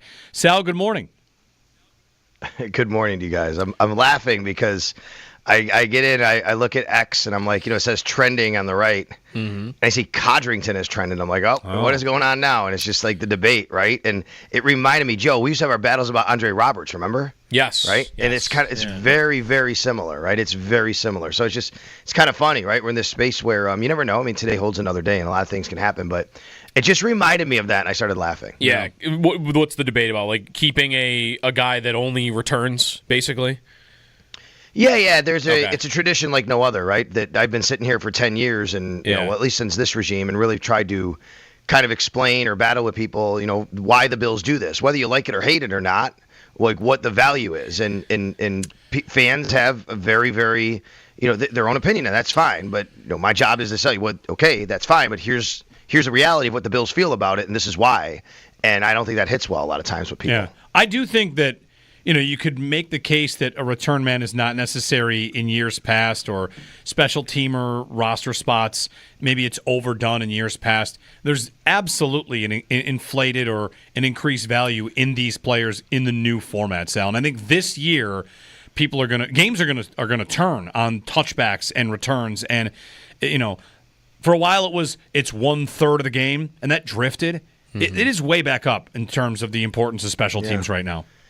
Yeah, and for me, it's not even about kick returns. It's punt returns for him. I always felt, on a side note about this particular player and position, nothing that happened throughout training camp or preseason ever gave me any indication that someone vaulted over him as the punt returner. And then you had to do that. To me, you had to do that to earn a roster spot. Kick returns is another deal, and you're right, Jeremy. Like, that's very important. Look what they did in the preseason, all these teams. I will make a prediction in the NFL. You're going to see a few more touchbacks than you did in the preseason. I think part of the reason you saw so many returns, yes, because it is going to go to the 35. You're going to see more anyway. It's because coaches were evaluating their roster, and you can't evaluate guys tackling if you don't have to tackle them. You know what I mean? So instead of kicking it through the end zone, like, hey, kick it to the 5, and let's see what we can do here. So anyway, just one of the many things, obviously, on the roster that went down yesterday that we can talk about. And we mentioned this the other day too, Sal. Like, even though Codrington, I think maybe more his specialty is the punt returning, especially over like Laviska Shenault, who really had never done it in his career. It's also not like if there are more kick returns this year than last year because of the the change in rules. Like, Codrington only returned 11 kicks last year, but there were 33 players in the league that returned 10 or more kicks, and he ranked 14th. It's not like he's bad at the kick return part. No, and he's actually really, really good at punt returning, too. He had one of the higher averages in the league last year. So I just think it's a player that they really trust and believe in, and they believe in that spot. And I understand why people say, well, he doesn't offer you anything on defense. And I get it. Believe me, I will tell you, I'll be the first to tell you, the Bills wish he did. I mean, that'd be great. There's no doubt. But I think they trust him enough at that spot. Now, that being said, there's a report out there that the Bills are, signing another Sam Franklin, a special teamer. He's not a return man, but he's a special teamer, and that's Chris Tabor kind of getting a guy that he coached in Carolina. There are moves to be made today. It's not Sam Franklin necessarily, but there are moves that are going to be made today. Is there somebody out there on the waiver wire even who the Bills go, you know what? He's a good punt returner, and he can play offense or defense. And they remember that's what they did last year by getting Codrington. They traded for him because they didn't have enough faith in Daquan Hardy, and they needed somebody who could do it. Maybe there's somebody like that. So today is a day, guys, where a lot of things. There's going to be roster movement today, and it could be on the Bills. Should we ask? Is it Levi Wallace? Like, is that a real thing? Like, well, I mean, it's not a returner, but sure, it could be. Right, I don't know. I mean, according to roster. Yeah, it could. I mean, I would think practice squad or more than anything if Levi Wallace is in town. I mean, he hasn't been on a team in a while, right? And I guess he was released by the Jags, right? He was with the Jags, maybe, was it? He was with the Jags. Go back and look. He was. I looked this morning because I saw the Instagram post that he was here. Yeah. He was with the Jags for only 2 weeks of training camp, and then he was released with an injury settlement. So I doubt you'd be on the 53 for that, but there could be somebody out there. Here's one thing that could happen today that I want to make sure we touch on, so I'll say it now. Yesterday what happened was they put Max Harrison and Tylon Grable on injured reserve, right? The Tylon Grable thing was a surprise to me. It's the only thing that I missed on the projected 53, and I say that because I thought Cedric Van Pran Granger would stay on PUP, and then Tylon Grable would be on the roster. Instead, they activated Van Pran Granger off PUP, and Tylon Grable goes on IR. So it's a 1-for-1 offensive line. But you only get 2 of those guys to do yesterday. That is Tylon Grable and Max Harrison. They're going to miss 4 games. Okay, so that gets us right to, and bam, Tre'Davious White's on the roster. That's great. They didn't keep Dane Jackson. That means Tre'Davious White must be in some way, shape, or form good to go, right, whenever that is soon here. However, I will just put it out there. I don't know anything about this. I'm just letting everybody know how operationally. They could still decide today to put Tre'Davious White in IR, and he still would only miss 4 games. He made the 53. So today's the day that if you sign somebody, it doesn't have to be to release anybody. You could put a guy in IR today, and then he could come back after 4 games. Okay. Well, that could be an answer to. I wanted to ask you about this reported Sam Franklin signing, Sal, and whether or not that ends up being active roster or practice squad. There was no mention of it in the report, but I was wondering if he is active roster, like whose spot he would take, if it would even necessarily be a safety, or maybe it's what you just said, where a guy goes on an injury list and that just creates a spot. And I don't know. It's a great question, Joe. We'd have to figure out, first of all, what. Yeah, you have to find out. First of all, if it's active roster or practice squad. If it's practice squad, that's fine, and then you can just elevate him or whatever. But if he's going to play, if he's going to be on the active roster, well, somebody else has to go in some way. And it doesn't have to mean they have to get released. They can be traded, or they can go on injured reserve, and then they miss 4 games, and then you could decide to bring them back. Sal Capaccio on the Western Hotline. Sal, let's talk about the big picture. You pretty much nailed the 53-man roster. I mean, one small... on a technicality, right? You didn't get it perfect. I want to say no surprises, really. Again, it is initial. No. But, when you look at the whole thing, why you picked it the way you did and why you think the Bills kind of lined up with what you were thinking, I guess. Yeah, and as I always say this to everybody, my job is to tell you what the Buffalo Bills are thinking or are going to do from my perspective, from watching them. And it's not what Sal Capaccio would do. Who cares, right? I'm just another guy that could have an opinion because we have a lot of people like that. My job is to say, here's what I think the Bills are going to do. And this roster, to me, was kind of really taking shape weeks ago, guys, to be quite honest. We did an Always Game Day in Buffalo podcast last night, live reaction, Hard Knocks, 53-man roster. And I said this to Matt Bove, and he'd agreed. I said, listen, you could have asked me probably 2 weeks ago, and I would have got really close to the roster. And I think a lot of people would have, because I do think that this roster, there weren't a lot of questions, to be quite honest. What were the questions at the end of the day? Does Tyrell Shavers make it? Does Jimmy Charlo make it? First of all, never thought Jimmy Charlo would make the 53. Great story. Glad he's on the practice squad. Perfect practice squad candidate. He's going to help your offense prepare because he's going to do everything on defense possible to act like he's supposed to as a Baltimore Raven week 1 and Jet week 2 and all that, right? That's what a practice squad guy does. And I do think, and I felt for a couple of weeks that Tyrell Shavers had done enough to make the team, and then Saturday night clinched it for me in Tampa. That really was the only question. There were a couple of questions about, what happens at O-line? Do they keep 9? Because if they want to keep 10, how do you do that? Well, we know now because Tylan Grable's on IR. They kept 9. They have a 10th that went on IR. And then maybe a little bit on the D-line. So when you ask me, Jeremy, like, how and why I thought the way I did that was so accurate, I would say I don't think it was that difficult as of like a couple weeks ago. This roster was really taking shape by then based on what you saw at practice and how they were treating things. What was the thing you were most wondering about yesterday? Was it the Dane Jackson part of in the corner room more than anything? Or were you pretty sure even going into yesterday?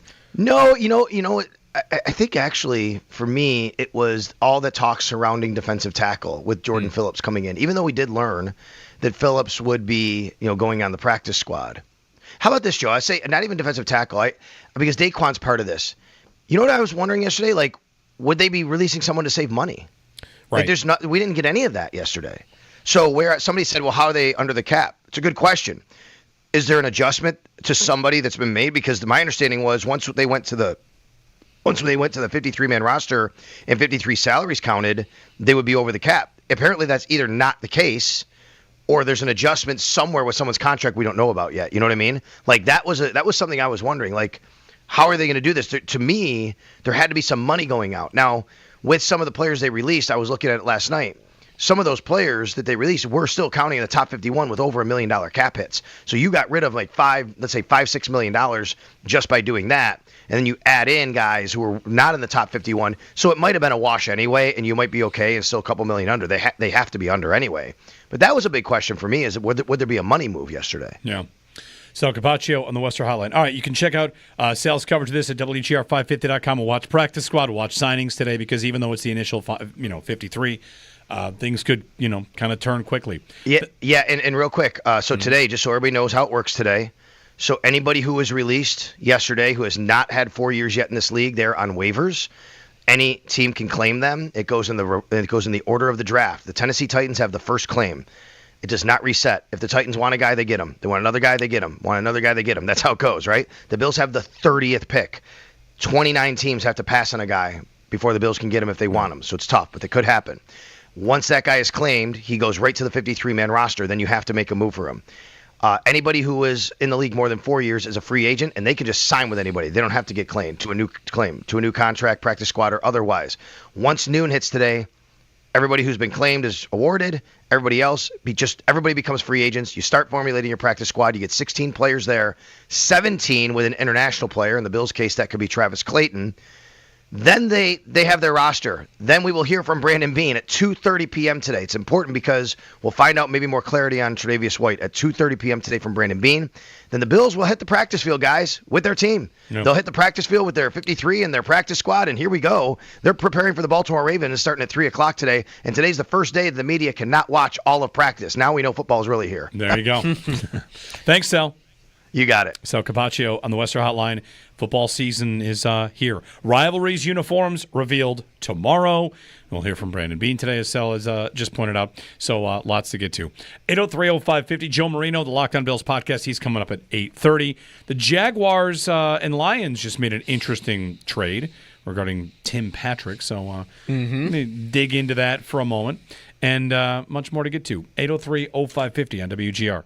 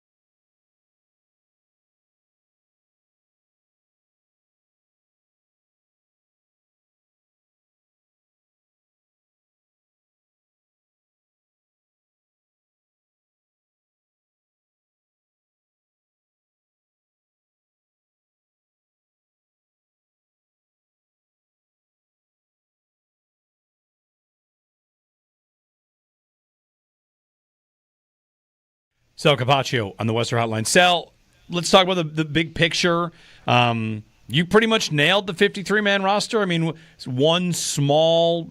on a technicality, right? You so, didn't get it perfect. I want to say no surprises, really. Again, it is initial. No. But, when you look at the whole thing, why you picked it the way you did and why you think the Bills kind of lined up with what you were thinking, I guess. Yeah, and as I always say this to everybody, my job is to tell you what the Buffalo Bills are thinking or are going to do from my perspective, from watching them. And it's not what Sal Capaccio would do. Who cares, right? I'm just another guy that could have an opinion because we have a lot of people like that.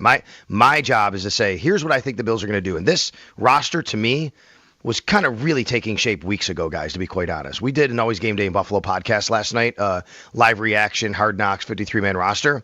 And I said this to Matt Bove, and he'd agreed. I said, listen, you could have asked me probably 2 weeks ago, and I would have got really close to the roster. And I think a lot of people would have, because I do think that this roster, there weren't a lot of questions, to be quite honest. What were the questions at the end of the day? Does Tyrell Shavers make it? Does Jimmy Charlo make it?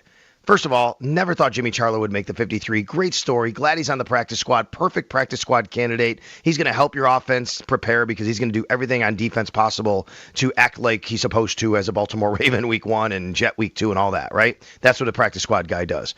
And I do think, and I felt for a couple of weeks, that Tyrell Shavers had done enough to make the team, and then Saturday night clinched it for me in Tampa. That really was the only question. There were a couple questions about, what happens at O-line? Do they keep 9? Because if they want to keep 10, how do you do that? Well, we know now because Tylan Grable's on IR. They kept 9.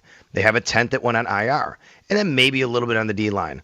So when you ask me, Jeremy, how and why I thought the way I did that was so accurate, I would say I don't think it was that difficult as of a couple weeks ago. This roster was really taking shape by then based on what you saw at practice and how they were treating things.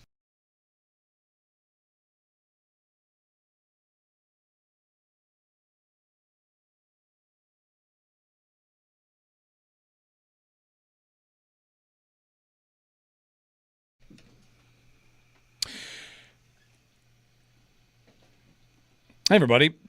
Jeremy and Joe. There's an event coming up this weekend. Join Khalil Shakir in Northtown Toyota for the Shakir Family Pet Adoption Event.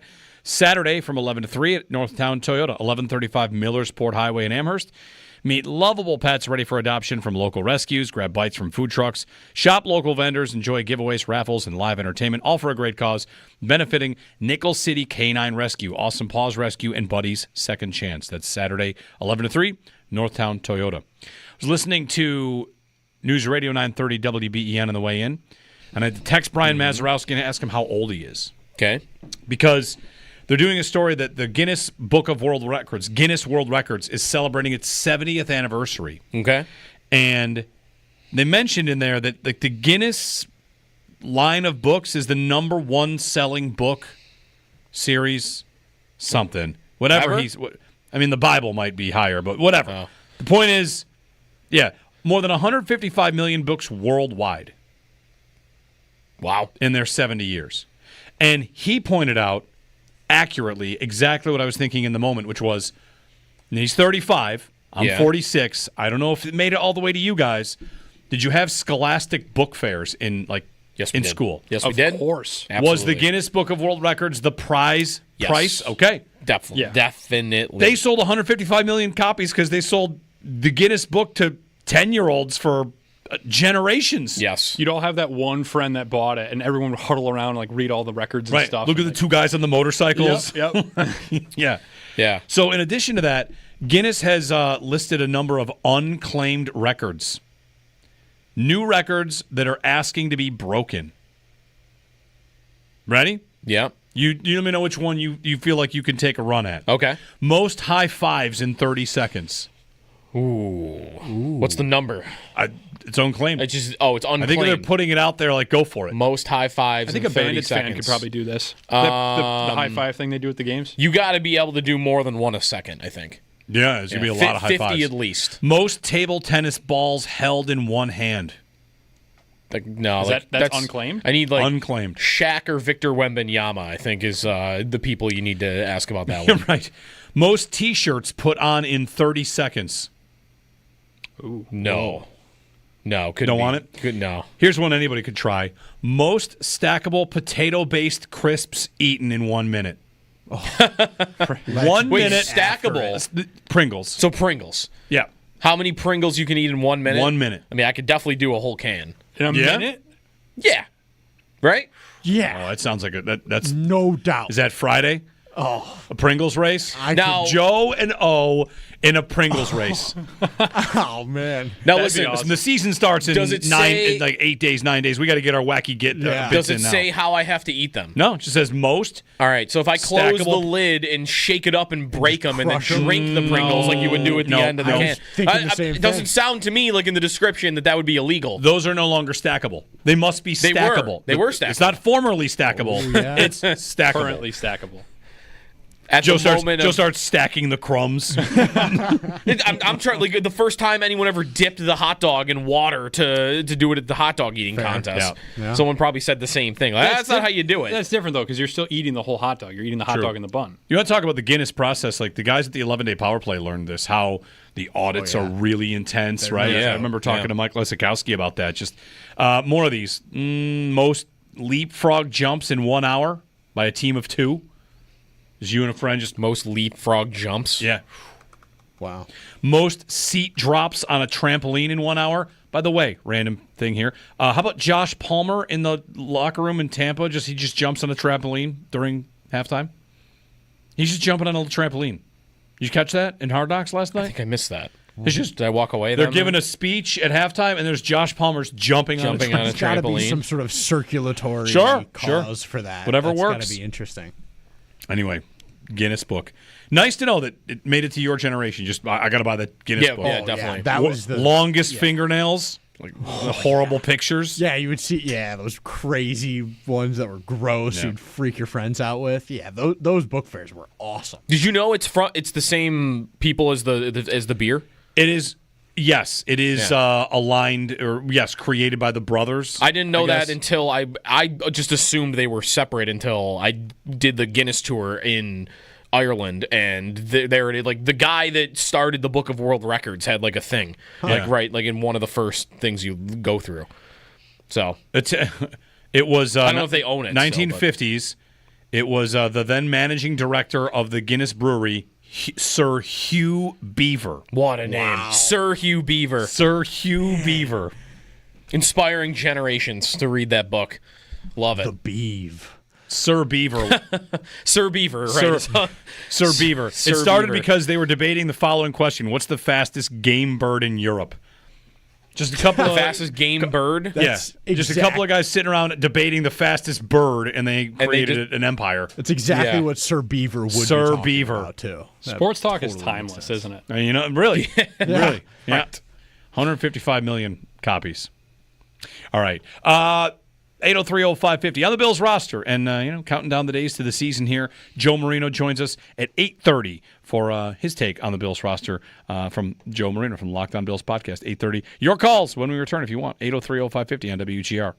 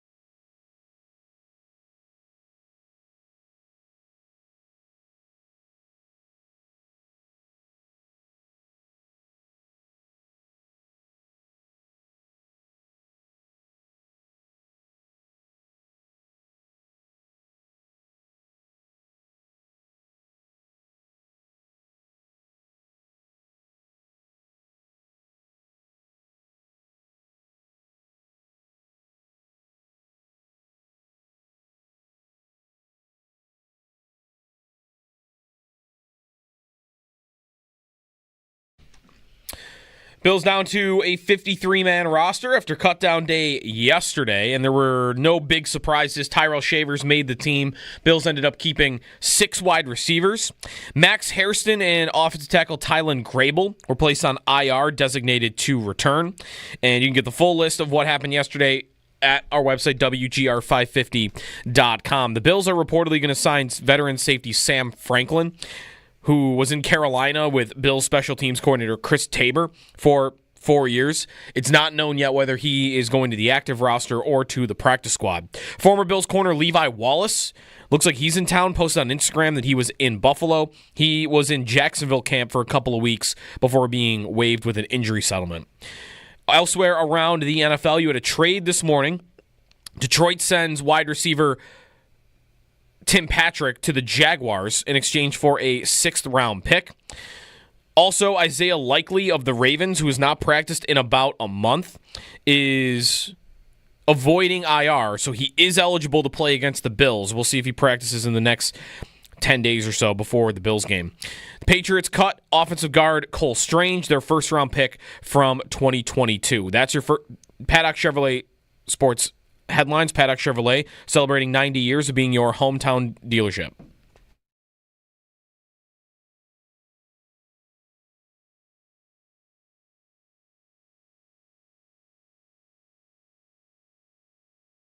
Again, I've said before, fully confident in Cole. It's the reps that he needs to create these calluses that you get when you're young and trying to grow in a position, and being out there is how you get that experience. Bills head coach Sean McDermott. If you watched Hard Knocks last night, want to give us a ring, you can. We got Josh and Dion singing Panic at the Disco along the way. Yeah, that's cool. We got Josh and the quarterbacks breaking down their throwing motions with 3D biometric tracking. That was very cool. Zach Davidson biking through the woods, where I immediately asked, where is that? Is that like his? Yeah. Or is he going somewhere for that? Because that looked cool. Davidson punting. New rule. Can we make a rule? Everybody, who doesn't want to sign up for this? Every team in the preseason must have a position player attempt a kick and a punt. We got great stories. Preseason. Ray Davis made a kick. Yeah. Zach Davidson had a punt, 62 yards. 62 yards. Yeah. When they showed the highlights of him in college, he went to like the small Missouri school. Yeah. As a punter. Yeah, he went to school as a punter. So he got a scholarship as a punter? Yeah, Central Missouri. Central Missouri. And they show the highlight of him turning into a tight end, and I just picture that meeting, or however it went. Maybe it's a conversation to have with Zach Davidson sometime.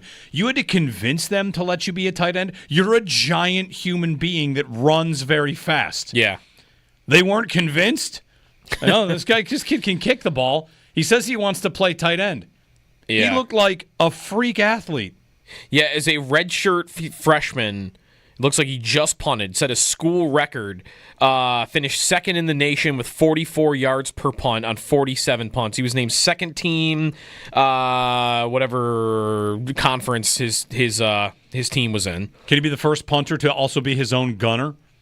Like kick it and then go run down his own kick. Yeah, just call plays where the line like opens up. Like, we got to get Zach down there for this hit. Well, that'd be one of those where, like, a returner sees the punter like on. He's like, oh man, I'm gonna light this guy up. Right. And in this instance, it's, oh man, here comes the punter, who is 6'7", 255, heading straight for you. Yeah, it looks like then that second year he started playing tight end a little bit, but even then he only caught 11 passes. So maybe you should try being an NFL punter. I mean, listen. Again, you'll have the advantage of him running down a punt as the last man at 6'7", 250. Will terrify returners. I like it. What else happened on Hard Knocks? Anything else out there? A lot of KJ Hamler and what he's been through. And his career was really. Allen referred to Hamler as one of his favorite teammates. So is Hamler sticking on the practice squad? Sticking around? He might not get another opportunity. I'd like to see him. I mean, I like players like that. I mean, he's smaller and super fast. I don't know if he's fast when he entered the league, because it wasn't just the heart condition that he had. He had injured hips and torn ACLs, and he had a ton of stuff, because he was an early second-round pick And then didn't do a lot in his rookie year, but 56 targets. He was at least a part of the offense. And it was just over. Like heart condition, injuries, bam, career's over, and he hasn't really played in the league in 5 years. So it'd be cool if he made a difference at some point, but I don't know if he'll come back. I just made a request to Josh to look for something we used to have, because as we're talking about all these guys that made teams, there's a lot of it about the Bills. There's one in Kansas City that's interesting. That made the team? Made the team, and it's a callback to... Do we have it? We don't have it? Okay. Do you remember... Was it the Patriots? It couldn't have been the Hurricane game. It was one of those times the Bills just murdered New England. Okay. And did we stop doing this? I think we stopped doing this now that Belichick's gone. Listening to the postgame show. We maybe it used to be fun. The Bills win 38-9. Let's pop a little EEI on, like the night when Belichick threw the phone at the wall. Yeah. And there was one postgame caller that ranted and raved and ranted. Tyquan Thornton. That's your answer, Tyquan Thornton. Yes. Wait, was it him or was it? I thought it was Tyquan Thornton. Who was it? I want to say it was a running back. Maybe. I thought it was Tyquan Thornton. I'll have to find it. Tyquan Thornton made the Chiefs. Oh, okay. He made the roster. Right. So second round pick? Yeah. And for what it's worth, like if you want to do a quick little one team versus the other team, what are the Bills versus what are the Chiefs? The Bills want to be power football. And the Chiefs, who have, succeeded against the Bills, they want to be speed. They want their track team back. Yeah. They draft Worthy, the Bills draft Coleman. Like this, we compare those two, what they are. Coleman's not fast. He's strong, bully. Worthy is small speed. Tyquan Thornton is about what? Straight line speed. So Thornton and, Rice is their big-bodied guy, but Sky Moore's done. That's a second-round pick for the Chiefs, and instead it's a former New England second-round pick. Tyquan Thornton, he has made the 53 with Kansas City. Okay. They do have a lot of receivers like that. Yeah. A lot of receivers like that. I saw Worthy talking about it there in Kansas City. Mahomes talking about it as well. They want their big play passing attack back. And one of the things league-wide, Joe, has been the league kind of sitting down, squatting down on no more big plays for the Allens and the Jacksons and the Mahomes. You're not going to throw it over top of us. We're not going to let you do that anymore. And they all had to kind of evolve. And Kansas City is kind of leaning into, we want it back. The player was not Tyquan Thornton. Who was it? Sorry to inform you. It was Ty Montgomery. Ty Montgomery. Yeah, I'll find the clip. That's right. Ty Montgomery? It is. All right, not Tyquan Thornton. Gold. Either way, Tyquan Thornton was a failure in New England. It was like a story about how that did not work out. And it was a story about, it really was the last example of Belichick cannot draft wide receivers. Right. Just has no capability of doing it. You're right. It was Ty Montgomery. It's like the best. It might be my favorite sports radio call of all time. He's so mad about Ty Montgomery signing with the Patriots. That's when you're going through it. That is one thing we are potentially losing here, is that with Vrabel and respectability, we can no longer just relish in them freaking out. Like the Dolphins. It's fun to watch the Dolphins flounder. That's happening a lot right now. Do the Dolphins get that call? It feels like they might. But there's something special about a New England fan who's just won for the last 20 years mad. That fueled my soul. Well, because I think the difference, and this is a lot in reputation, but I bet it also is in practice, that when the Patriots are bad, New England yells about it. Like Boston, they stew in it, and they're angry, and they will sweat. They'll lose their minds. Miami, I feel like the reputation is they'll just check out, right? The stands will be empty. They'll go on to other things. They'll go on to the Heat and Miami football, like the University of Miami football. That to me is more the reputation of Miami. And maybe I'm just doing that because they'll go to the beach, right? And it's the climates and it's whatever. But no, I don't know that you'll get that call about Miami. You will definitely get that from Boston, and you'll get it from New York, right? Mm-hmm. Which, this year I think the Dolphins are the team that is ripe for that. I heard Mike make this point on the afternoon show yesterday. I almost wonder if it's too much. Too many people think the Dolphins are going to be terrible. Is it right to start swinging the other way? Okay, are they going to win 3 games? Because that's kind of how it sounds. It sounds like people think they're going to win 3, 4, 5 games. And maybe are they going to win 8 or 9 again for like the 5th year in a row? Well, as part I heard Mike talking about this yesterday too. And one of the things in there was the exact AFC finishing order, AFC East, which you can bet the exact finishing order, first, second, third, and fourth, right? Like the odds the Bills finish first are strong. And they have every single Bills. There's only one scenario where, and this is maybe interesting to you, one scenario where it's out of order. So how many different ways could the Bills win the division? 1, 2, 3, 4, 5, 6. 5 straight most likely finishing orders are the Bills in first. And then there's one more in there that comes New England and then the Bills. So basically, the 6th most likely, according to the odds, is New England, Buffalo, Miami, the Jets. And the one Bills one that comes in below that is the Jets in second. Woo! Yeah. And Miami third. What I'm getting at there is like Miami in fourth is it'd be tough to imagine them being worse than the Jets. I saw something from Aaron Glenn where this is one of those, does a coach have to say this when he's building a culture? Does a coach have to say this when he's talking about Justin Fields as his quarterback? Aaron Glenn basically poo-pooed the idea of passing being important. Look at the teams that pass the ball versus teams that run the ball. And 300-yard passers don't win a lot. You know, the whole understanding game script. Yeah. And is your head coach really that clueless about how important it is to pass?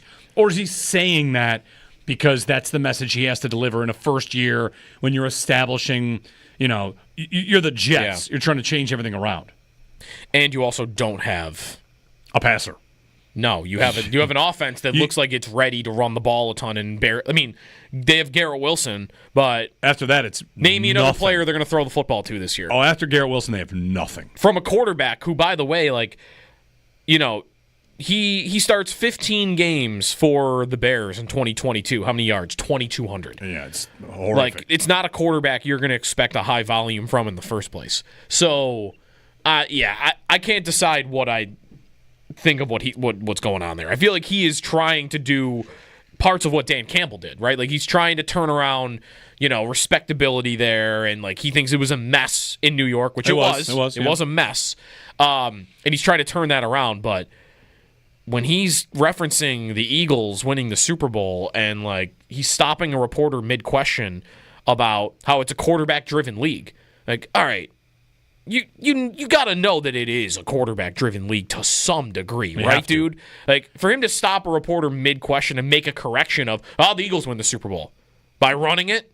Right. They're when everyone quickly pointed out, like, Eagles were 6th in, like, all the passing metrics. Right. Like, they were number 1, but they were 6th. Like, don't make it sound like they had a bottom 5 passer in the league and won because they were ground and pound. Like, they also had an amazing pass offense, which, by the way, is what won them the Super Bowl at the end. The run game helped, and Kansas City, buckled in to stop Barkley, but they've dared Hurts to make the passes, and the quarterback made the passes. So he kind of sounded like he hadn't watched the Super Bowl. Right. 803-0550. Steve in Albany. Hey, Steve, good morning. Guys, how are you this morning? Excellent.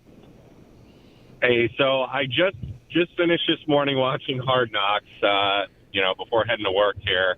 And I don't know if you guys talked about this morning or not. I'm kind of catching up with your show.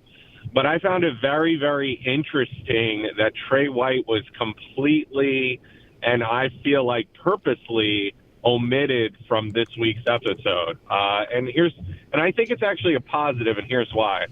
I think this regime, since McDermott and Bean came on board, and particularly McDermott, they are very coy when it comes to injuries. They have a tendency to just kind of shy away from it. It's kind of Belichickian in a way, that they feel like it's almost an advantage to not say anything and almost sound as though like somebody is not going to play. Like I remember they did it with Josh in the past with like his hand, and it was very like murky what was going on with him and several other players in the past. And I just think it's encouraging that you're not hearing much. I think it's encouraging Trey White's on the 53 and not on the IR. Like everything points to this isn't as serious as originally thought. And I think another feather to the cap was Hard Knocks just completely omitting the whole Trey White situation. I didn't know if you guys felt the same way. Well, the only thing from Trey White in the Hard Knocks episode, I don't know. I mean, Hard Knocks isn't, choosing to air storylines about whether a player is hurt based on, I don't know. I don't necessarily buy that. The thing in the episode was about how Trey White is an example for Max Hairston. They're in the defensive backs meetings room, and Hairston's talking about with the defensive backs coach, like, what did Trey, tell me what you said about Trey. And he said, he's a 10-year vet or whatever, and he's still upset after a bad rep because that's the level of professionalism that he brings, basically, like to paraphrase. Hairston said, I took away that he has a bad rep in camp, and here's a guy that's done a lot in this league, and he's thinking about it. Like, that's how dialed in you've got to be. Mm-hmm. On the whole idea that the Bills are coy with injuries, I think it's kind of standard what they do. I could be wrong about that, but the league, and especially with the getting in bed with gambling, there are rules. You got to follow the rules. If a guy gets treatment, it gets reported that this player is on the injury report for getting treatment. Right. So I don't know how much you can finagle that, how much you can say questionable versus. I mean, they removed probable from the injury designations the league did a couple of years ago. Yeah. So you're only questionable or you have no designation, but if you get treatment, you're on the injury report. I feel like that's something we learned from Sal over the years, right? Hey, look at this lengthy list. All right, no injury designation. That means the guy's getting treatment for something, but he doesn't have a designation. So I don't know how much you can be coy. I'm not saying you're wrong. I'm just not sure what the Bills can do with it without getting in trouble. Which can happen, too. The Niners got investigated last year when they didn't tell anybody that Christian McCaffrey was injured, and then it was like the morning of the game, like, oh, he might not play tonight. And then he didn't play for a month, 2 months. Yeah, 2 months. And he went to Germany to get like treatment or whatever. That would be an example of other teams are doing it. I mean, San Francisco, I don't think they got found of any wrongdoing, but they got investigated. I don't remember the Bills ever being investigated for something. It wouldn't. I don't think it would shock me, though, that like if they had planned on something Trey White involved in Hard Knocks, that the Bills would have said, hey, maybe leave him out of this episode because we're within 2 weeks of the Ravens game and we don't want them having any indication of whether he's playing or not. I don't think that's impossible. I don't think it's impossible, but they do it in every other facet. Why wouldn't they do it with Hard Knocks? Sure. What would Hard Knocks have showed? That he got hurt? Would they want to get in the treatment room and like show like what that's like? And the Bills like, no, you're not doing that. I mean, are they doing that with Tylan Grable? Are they doing that with? No, but they might do it with White because he's a player that they've already featured and that some would know on the team. Maybe. I mean, Deion Dawkins. I'm just saying, if they wanted to do it as a show, I think the Bills would tell them no. Dawkins got featured and they didn't go in on his back flare up. No. I mean, anything is possible, I suppose. I don't want to rule that out, but I don't know. I just don't know how interesting Trey White's thing is. And again, what has Hard Knocks been? We talked about it to open the show today. I feel like without having full knowledge of every single season of Hard Knocks, the way that this season runs looks like it's a redemption tour for Hard Knocks where, hey, if you let us in, we'll make your team look cool and adorable. Yeah. You'll love every player. You'll want Jimmy Charlo to make the team and KJ Hamler to make the team. And when guys get cut, it's a commercial for the NFL, which is why some of the Shouty Show people are mad. They want endless controversy, and the reality is Hard Knocks, for what it's worth right now, is doing the NFL a favor by making a lot of these players look human, look in the human side of it, which a lot of these players, are good people. So, I don't know. Thanks for the phone call, Steve. 803-0550 and 1-888-550-2550. Rivalries uniforms tomorrow. Let's have a leak. Yeah, we haven't had a single leak about anybody anywhere. I don't even have to be the Bills. Give me a leak. Do you guys want to draft which organization is going to leak it? Ooh. Who's the most leakable franchise? AFC East. Hey, Mike Vrabel's out there talking. West. Mike Vrabel's openly talking about finding the rats that are giving the information away. So New England, they couldn't have done that. New England's the number one pick. Seattle. It's the NFC West and the AFC East. Yeah. Which team's going to leak it? Rams? Cardinals? The Cardinals seem like a leaky franchise. Yeah. Somebody's got Arizona. That's my guess. You're taking Arizona. I'm going to take Arizona to leak something. Yeah. Not the Niners? We need a leak. Is there anything on Reddit? Come on. Reddit's what this stuff is for. This is what Reddit Find us is a for, leak. Right? Yeah. I want a rivalries uniform. I don't want to wait till get TMZ on the case. I don't want to wait till tomorrow. I want to leak now. They're busy with the Kelsey Swift thing, I think. That's big news. Yeah. Now we can retire. Sure. Everyone's takeaway immediately. I saw on Twitter. Like, that means he's going to retire soon. Listen, if you want I feel like the line is, oh well, good. At least he'll get a ring this year. Because he's not going to get the other one. But you can't. It's hard to make that joke. Let's make about the guy joke. Who's won 3. Let's make the joke. I do think he's going to have a big year in fantasy. I think he's going to be back. Do you? I do. I think he's going to be back. Wow, I am opposite of you on that. All right. I think he's going to be back. How much do you think they're throwing him the football? Plenty when they have their speedsters run by everybody because they're committed to opening the field up. He had 133 targets last year. I bet that goes down by 50. I think he's going to have a good year. On that, the only other to me, there's only one negative about that Giant announcement, and it's not an actual negative; it's a kind of a fake one. It's that now the people that relentlessly think the entire league is fixed for the Chiefs have a new they have a new angle. There was like a few months early on where people were wondering like that their relationship was fake as like a way to draw in viewers for the National Football League. And now it's real to draw in viewers. And now they'll fix the whole thing. They're going to fix the league. Like, great. The fix is in, folks. Have a new angle. Let me tell you, it's terrible for all of us. Kyle Brandt has tweeted he's on his way here to Buffalo to see a tall friend. So he's going to meet with Tage Thompson, I believe. No? Greg Rousseau? Right. Josh, is he going to get info on the tall Buffaloes? Maybe. How many people could qualify as that? The tall person in Buffalo? Could be Spencer Brown. That's right. He actually might be the tallest on the team.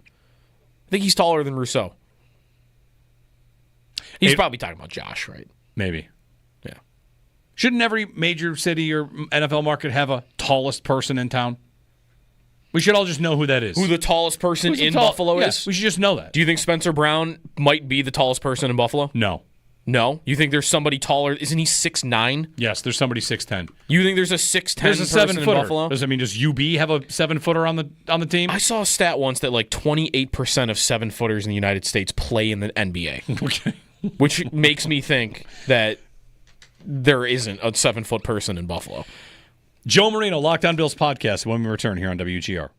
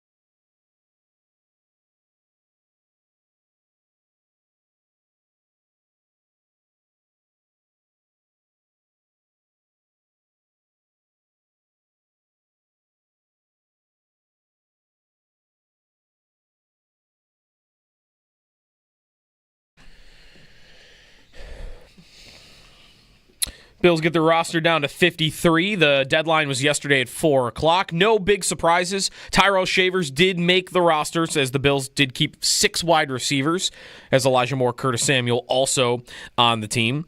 Again, mostly as expected. Max Hairston and offensive tackle Tylon Grable were placed on IR, designated to return. Center Cedric Van Pran Granger, who hadn't practiced all throughout training camp, was activated. The whole list is on our website, WGR550.com. Could get some changes today. There's a report the Bills are signing veteran safety Sam Franklin, who's been a special teamer in his career in Carolina, under now Bills special teams coordinator Chris Tabor. Nothing in that report about whether that was for active roster or for practice squad. Former Bills corner Levi Wallace posting on Instagram that he was in Buffalo. He also replied to someone that said they saw him at the airport, so it looks like he's here. Wallace spent a couple weeks in Jags camp, was released on August 13th. Around the NFL, Bills-Ravens week 1. The Ravens have injuries too. Isaiah Likely at tight end avoided IR. He is still eligible to play against the Bills, but he hasn't practiced in about a month. We see if he will in the next couple weeks. Patriots cut offensive lineman Cole Strange. He was their first-round pick in 2022. Bunch of former Bills getting cut. Quentin Morris in Jacksonville. Marquez Valdez-Scantling in Seattle. Nyheim Hines in L.A. In one trade this morning, the Lions send Tim Patrick to Jacksonville for a 6th-round pick, wide receiver. Those are your Paddock Chevrolet sports headlines. Paddock Chevrolet celebrating 90 years of being your hometown dealership.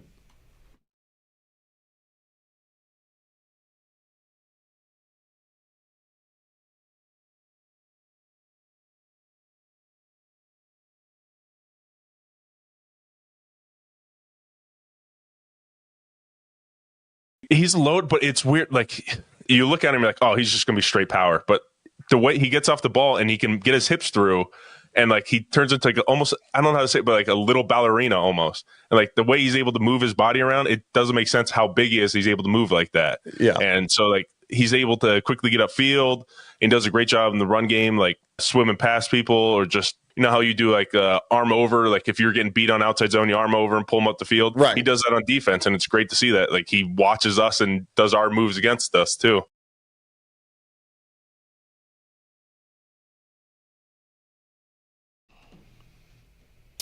Bills center Connor McGovern on Deion Walker.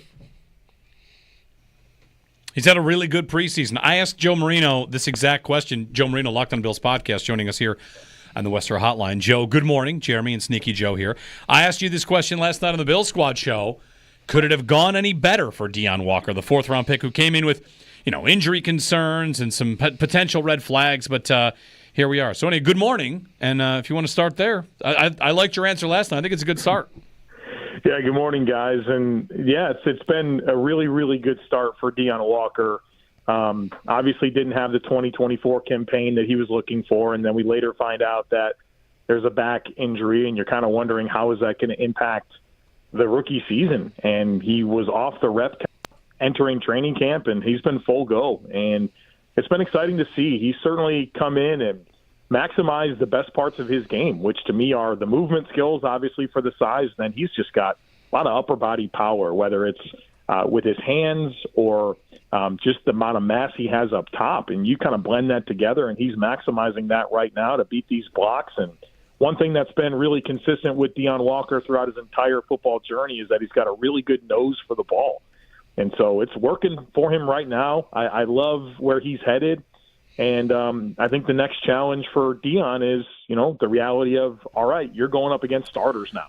Yeah. In the preseason, he's playing backups for the Bears, Giants, Bucks, and he made them look silly, and that's exactly what you wanted to do. But the challenge gets tougher, and obviously I think it's really competitive when you think about the snaps behind Oliver and Jones. And I'm curious to see how Walker slots in, and between him and Sanders and Carter, and can those guys keep Phillips on the practice squad? It's a good little competition brewing there, and I'm excited for where Walker's trending. Between Walker and TJ Sanders and Maxwell Harrison and Cole Bishop, I was mentioning to Joe, one of my takeaways from last night from Hard Knocks was a very small little comment McDermott made when he's at the round table at the hotel in Tampa with Tracy McGrady and Vince Carter, the minority owners for the Bills. And he kind of said something that they just moved right on from, which was, we got some young players we're going to need a lot from, or some version of that. And Joe, kind of struck me that that's probably on McDermott's mind a lot, that this defense, it's going through this change, and a lot of its success might come down to the kind of contributions they get from their first and second year guys. I mean, I almost want to include Bishop in the group as a first year guy, but like, how much of their success do you think will come down to needing someone that's one of the young guys to make a big difference? Yeah, I think it's important. And actually, Sean mentioned this, I think it was at the owners meeting where he was at a round table taking questions from media. And he talked about, hey, the reality is we're going to be kind of young on defense. And so it's probably eating up at Sean McDermott, who, I think he likes guys that he can trust. They're going to go in and do their 1/11th. And now he's got to rely more than ever on young players. And obviously it's going to define so much of where this defense is heading. I mean, the reality is, if you look at defensive tackle, Oliver and Jones, Oliver will play 60 to 70% of snaps. Jones will play around 50%. There's a lot of snaps that are going to be filled by Carter, Sanders, and Walker, and those guys have a combined 315 NFL snaps, and all of those are Carter's last year. And so those guys are going to have to step in very quickly and fill their roles and provide an impact. And obviously, that's huge for the overall success of the defense, but specifically this defensive line conversation that's been going on for, closing in on 9 years of, can these investments fulfill the promise that they're supposed to? And let's hope this crop does it, because there's a lot of black eyes when it comes to D-line investments, and these guys need to pan out. Yeah, I wonder if you think like Baltimore is like the biggest challenge they could have also right out of the gates without Ogunjobi and Hoyt, that defensive line. And I'm thinking, calling back to Joe, some of the things that you had concerns about with Walker specifically, and me wondering like if this Baltimore matchup is like the perfect challenge for those things with him. Yeah, it'll be a good test. I mean, I think about the foil of interior offensive linemen that he's going to face, where their center, Tyler Linderbaum, one of the best 3 or 5 centers in the league, but smaller, pushes 300 pounds when he's soaking wet, and he can really move, and he's a technician, and he's an outstanding football player, but he doesn't really come with much size. Contrast that to their right guard, Daniel Faalele, who might be 400 pounds, and so that's going to be, Godzilla versus King Kong. In those matchups, and so he'll be stressed in some different ways, and he'll be able to show the technique and where he's at. I mean, he's going to play. They're going to need reps. And look, Baltimore showed up last year with 200 rushing yards in every game, it feels like, and it's a unique challenge because of Derrick Henry and Lamar Jackson, but also they have contrasting players with that offensive line that can challenge you with athleticism, can challenge you with power and mass, and so. Learning on the job real quick here. And, that's the thing about Baltimore in week 1 is I don't think it's going to be a great representation of where the Bills defense is actually going or how it's evolved. It's not going to be a good measuring stick, but it will be a week-long conversation regardless of how it goes. But, I don't, that's such a unique opponent that stresses every team in really unique ways, that I don't think it's going to be a great measuring stick, but I know the inevitable conversations that we'll be having until week 2 against the Jets. It'll be an important game regardless of how the teams look. Joe, looking over the roster altogether, it's not one of these years where we had a big roster surprise in the initial 53, and that might really be because of the 4 decisions they didn't have to make, right? Michael Hoyt, Larry Ogunjobi, Maxwell Hairston, Tyler Grable. So maybe the surprise comes in 4 to 6 weeks. Injuries, of course, could factor in there. How do you feel like they're going to figure out the guys that are on the bubble, like the first 4 out once those 4 come back? Yeah, it's really fascinating. And I think right now, my immediate question is, all right, Sam Franklin, are you a practice squad signing or are you an active roster player? And if it's an active roster player, where does it come from? And I think of 3 things. 1 and 2 is Jordan Hancock and Trey White. Could those be players that they put on injured reserve? Now, remember, you can only put 2 players on injured reserve on cutdown day, and the Bills did that with Grable and Hairston. Are they going to put one of White or Hancock on injured reserve? I think that's a possibility. Or could they just trade or cut Elijah Moore? Because the Bills are a little heavy at wide receiver, kind of compared to where we expected that to be. So if he's on the active roster, then I think it becomes even more complicated. But kind of my approach here is you look at the way that this Bills season stacks up.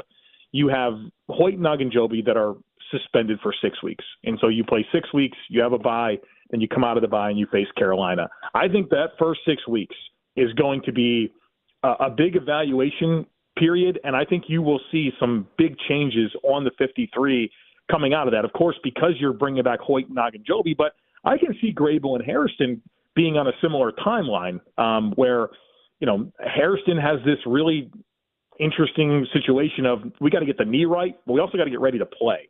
And so, I think they'll want to take their time there, and that sweet spot feels like coming out of the bye into the Carolina game. And then with Grable, usually when concussions linger, they linger.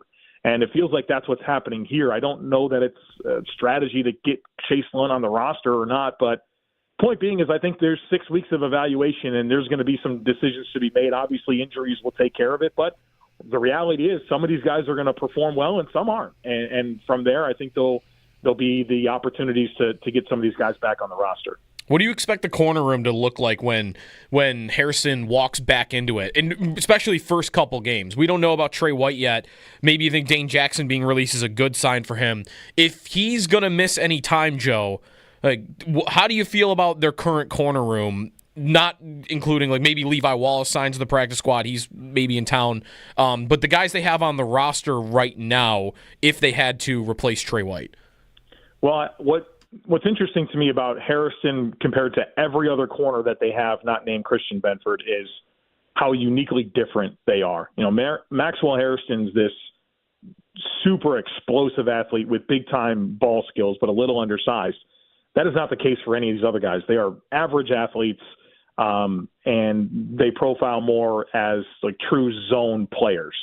And I think this Bills defense is going to want to be a pressure-oriented defense where they're sending 5- and 6-man pressures consistently, and that's going to put these corners in situations where they are one-on-one. There's a lot of real estate, and they're counting on the rush to get there and hurry throws and, for these quarterbacks to not be able to work matchups. And so Harrison's so fundamentally different, and I feel like he's an important piece of this defense being what they envision it to be with this new direction in Ryan Nielsen's influence. So I wonder how it holds up stylistically without that skill set across from Christian Benford. And so I think they have to maybe play a little bit differently, and I do wonder what it looks like. And, it's about marrying that rush and that coverage and how they complement each other. And I think it's going to be unique this year, but I think that skill set that Harrison provides really unlocks what this defense is supposed to be.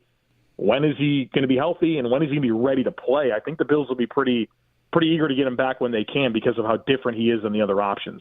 Joe, the all-22 of that Bucks game, how much can you get out of that? What comes out of that for you when you're looking at let's talk defense, and Cole Bishop, who played quite a bit there. The game against the Bears, he didn't play that many snaps, but we came out of that with some big concerns. The Bucks game, he plays more, makes some plays.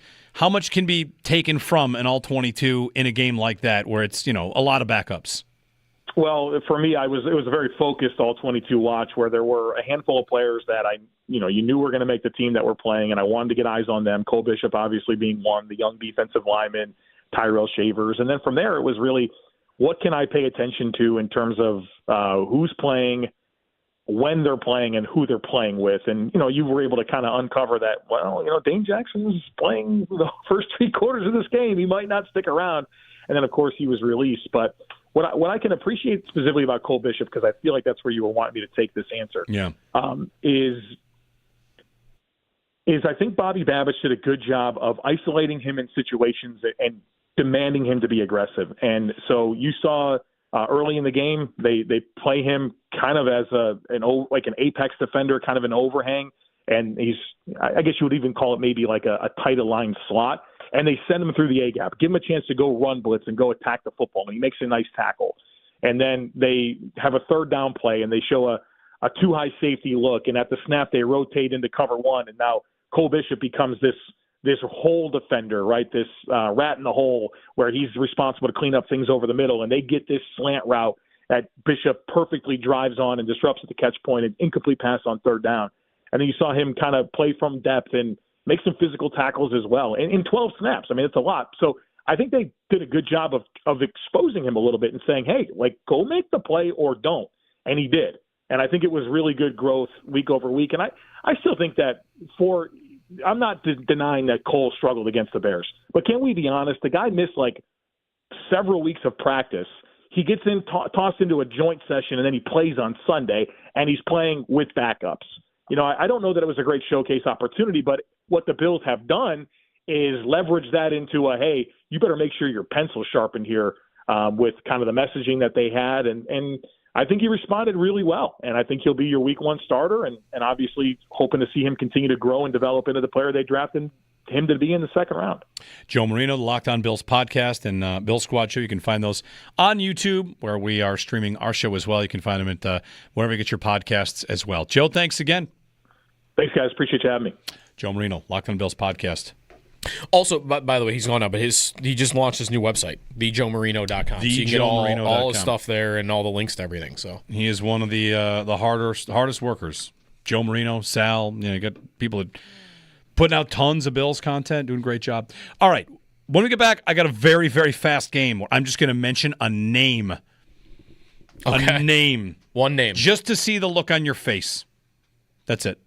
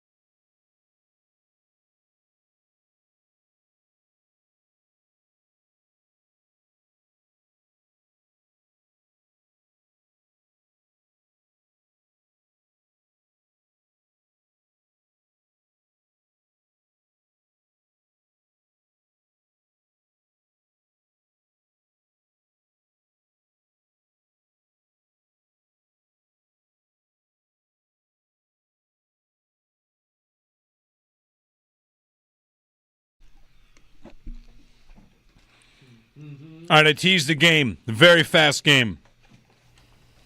The game is I say a name. Yep. And you just react. All three of you can. Ready? Okay. Here's the name. Josh Norris. Remember that guy? Yes. I remembered him because the Sabres tweeted out pictures of players and their dogs. And there was a Norris. Norris. I'm like, oh, yeah. I did see that. Josh Norris. Yeah. Yeah, remember that guy. Their number one center and highest paid forward. That's what I'm saying. Like, what a strange little time we live in. A quick Sabres thing. Their highest paid forward, you have to... remember he's on the team. Oh, yeah, that guy. It could be a big path for them to be better. Really could. I know people don't, and I hesitate to ever talk about them, actually succeeding and getting better, but remember that guy? Yeah. You might say you don't remember him because he played, a game? It was 3 games, I think. 3 games? Yeah. But he exists. Yeah. All right, how was the game? Was it fun? No. I mean, Owen made a noise. He went, no. All right, fine. I'll try again. Dylan Cousins is getting these workout videos looking. It's be a new game. 40 pounds more. Be the name game. Where I just drop a name just to see what reaction we get. The name game. I like it. Name. Josh Norris. All right, 803-0550, 1-888-550-2550. Jeremy and Joe on WGR.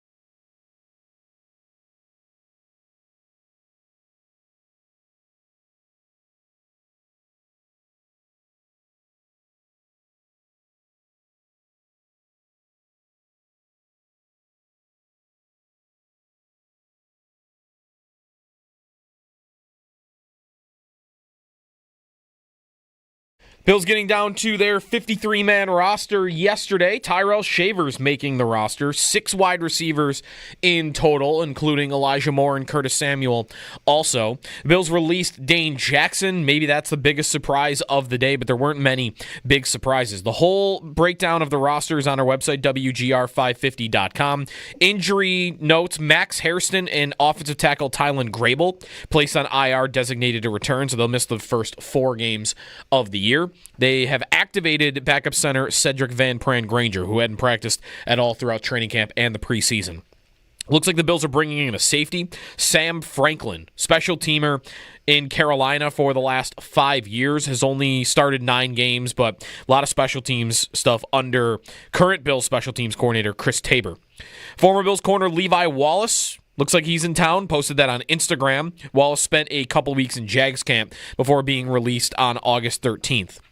Elsewhere around the NFL, trade this morning. The Lions send veteran receiver Tim Patrick to the Jaguars in exchange for a 6th-round pick. Isaiah Likely, Ravens tight end, avoided IR. He is still eligible to play against the Bills, but he hasn't practiced in almost a month. A couple of former Bills released, Quentin Morris in Jacksonville, Marquez Valdez-Scantling in Seattle, and Nyheim Hines in Los Angeles. Patriots cut offensive guard Cole Strange. He was their first-round pick in 2022. That's your Paddock Chevrolet Sports Update. Paddock Chevrolet celebrating 90 years of being your hometown dealership.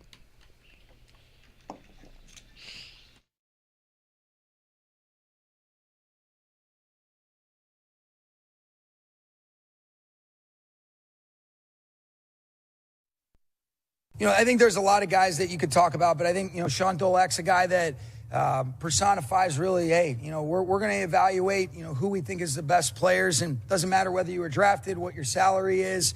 We're going to try to do it. And it doesn't mean that we make all the right decisions, but we do try to be able to have honest evaluations and do what's best for the collective. And I think he's a great example. I don't know that I'd say I was shocked because there was a lot of appreciation for him coming in as an undrafted free agent, but I think it's a good representation of everything is going to be earned, and he was a guy that earned a spot.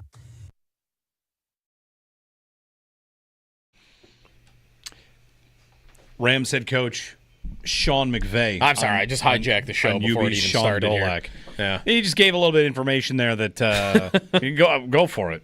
What is it? Draft Diamonds, which is a Twitter account that often will report like the lower level, free agent visits and guys coming in for whatever. They tweeted 3 minutes ago, I hear the Bills are sniffing around for wide receivers. Interesting. Can't be right, though. They have 6 guys. They right? do. And they had Gabe Davis visit last week. So what are they looking? Practice squad guy, maybe? Yeah. Maybe that's what it is. I don't know. I mean, I had a guy swear at me today on Twitter about wide receivers. Yeah. So, it happens. Wednesday. I mean, Wednesday. Your guy made the team. So my guy. Your guy.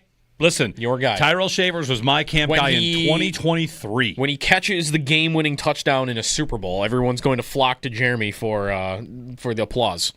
He was on. There's probably some sort of meme along the lines of being mad at me about receivers and then saying, but it's Shavers that's going to make it. In that case, I do I've liked Shavers for a couple of years, and it's that NBA player meme on the bench where he's mad, and then he it's Alonzo Mourning, yeah, and then he's actually, I'm mad about the receivers, but not right. Yeah, it's that one. 6 receivers, 3 new ones. I mean, if you count Shavers as a new one, which he was not on the roster to start the season last year, he's in the practice squad.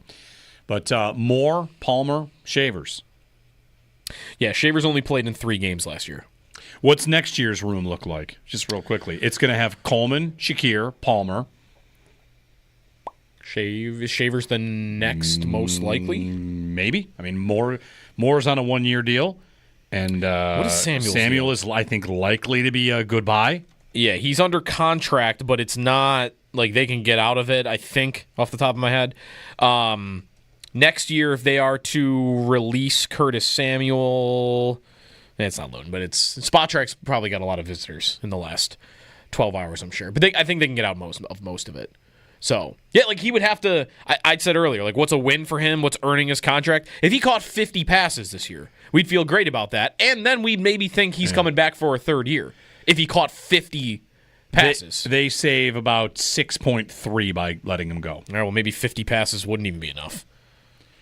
If he caught 50 catches, are they bringing him back? You know what you could get for 6.3?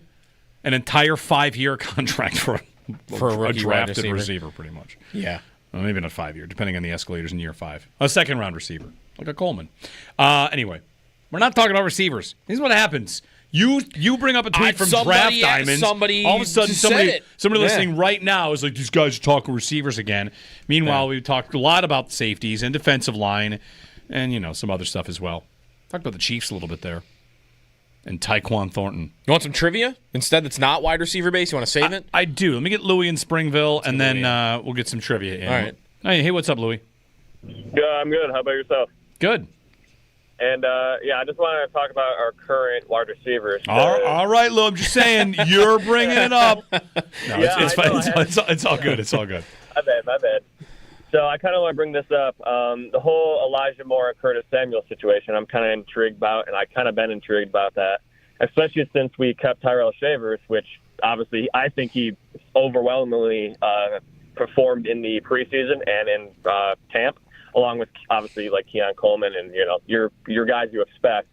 But with Samuel being hurt and Elijah Moore not also being at practice a lot, and then obviously not showing up in preseason games, are we planning on keeping them both, or do we eventually look at potentially trading at least one or maybe both of them? And then what are we going to get out of that if we, I guess, do trade it? And then the caveat off that is if we do get rid of those guys, then who's going to replace them? Are we going to re-sign a guy like KJ Hamler? Are we going to get a guy like Gabe Davis, who has previously worked with Joe Brady and this offense in previous years, or how is that going to look? If they're going to move one of these guys? Yeah, I don't expect them to move one of these guys unless I don't even know. Like, I think this is their receiver room. I think in the next Is that real? Oh my God. Pay up. We owed Joe $5. Pay up, fellas. No way. Jordan Poyer is coming back. Those Venmos. Jordan Poyer is coming back. Jordan Poyer, according to Jordan Schultz, is signing with the Bills. Does not say practice squad or regular season or anything of the sort, but Jordan Poyer. So pay up.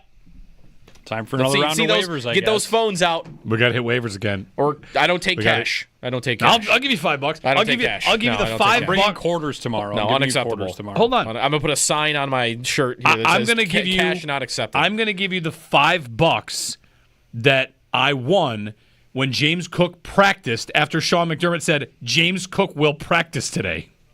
Remember, you bet me he wouldn't. I think the coach knows. I paid that though. I know. I'm saying I'm going to send you back the $5 I won when you bet me. He wasn't going to practice. That's what McDermott says. Yes, he'll practice today. Yeah, this whole show is really just an exercise in me and Jeremy sending $5 back and forth to each other. All right. Well, all right. Jordan Poyer's back. React. Hold on a second. It's not really where you wanted to end up. I think. No. At safety. Wait. Hold on. Do we have to have the same panic we just had about Jordan Phillips? Jordan Phillips was maybe active roster. If Jordan Poyer is active roster, come on. He was so cooked last year in Miami. He can't be active roster. He could be. Whose spot does he take? DeMar Hamlin's? Okay. Does he take he doesn't take Jordan Hancock's spot, right? That's a 5th-round pick. You're not doing that. I bet this is practice squad. It would be weird if maybe Schultz didn't include that. Is Jordan Poyer accepting Micah Hyde just did. They also signed a safety overnight. So they're adding 2 safeties in the last 12 hours. What are the odds both of them are practice squad? One of them has got to be active roster, right? Neither of which, by the way, it's been mentioned, either active roster, practice squad, whatever. If it's active roster, I don't want to throw panic in that like he's gonna start, because if it was they're planning on playing him, then I would panic. Like there is no way that I would be putting him out there on the field. But if he's gonna be the 4th or 5th string safety, I don't know how much I want to freak out, right? Or do I? Maybe I do. I'm gonna give you a big picture again. How can anybody freak out because they're gonna win 14 games, 13 games, 12 games like they always do? However, family meeting here in the last 24 hours. It's Jordan Phillips, Jordan Poyer, Gabe Davis. Yeah. What are you doing? You have had a lot of picks. Nobody can make this. Nobody can just be a young player that makes the team. Where are the 7th-round picks? Where's anybody to make the roster? And some of those guys are, like Dorian Strong made the roster. I guess it's a hard right? roster to make. They've extended a bunch of guys. Jordan Poyer? Yeah. I thought that was a bad pick by you because we thought he was done. He said a month ago he wanted to retire a Bill. It was more for me on the Poyer end of it, more than the Bills end of it. But, hey, their safety room kind of stinks, doesn't it? Listen. It kind of stinks. I have thought, this is the conversation I had with you yesterday, and I also brought this up on the Bill squad with Joe Marino and Jerry Ostrowski, which was, could they start Hamlin because they're so worried about Bishop still? We just talked to Joe Marino about Bishop, and they gave him some easy key, hit the guy, blah, blah, blah. I guess it's practice squad. Is it Micah Hyde last year? Is he a glorified coach? Right. Remember, Hyde never put a uniform on. And was never likely to. No. But does Jordan Poyer sign to a practice squad now?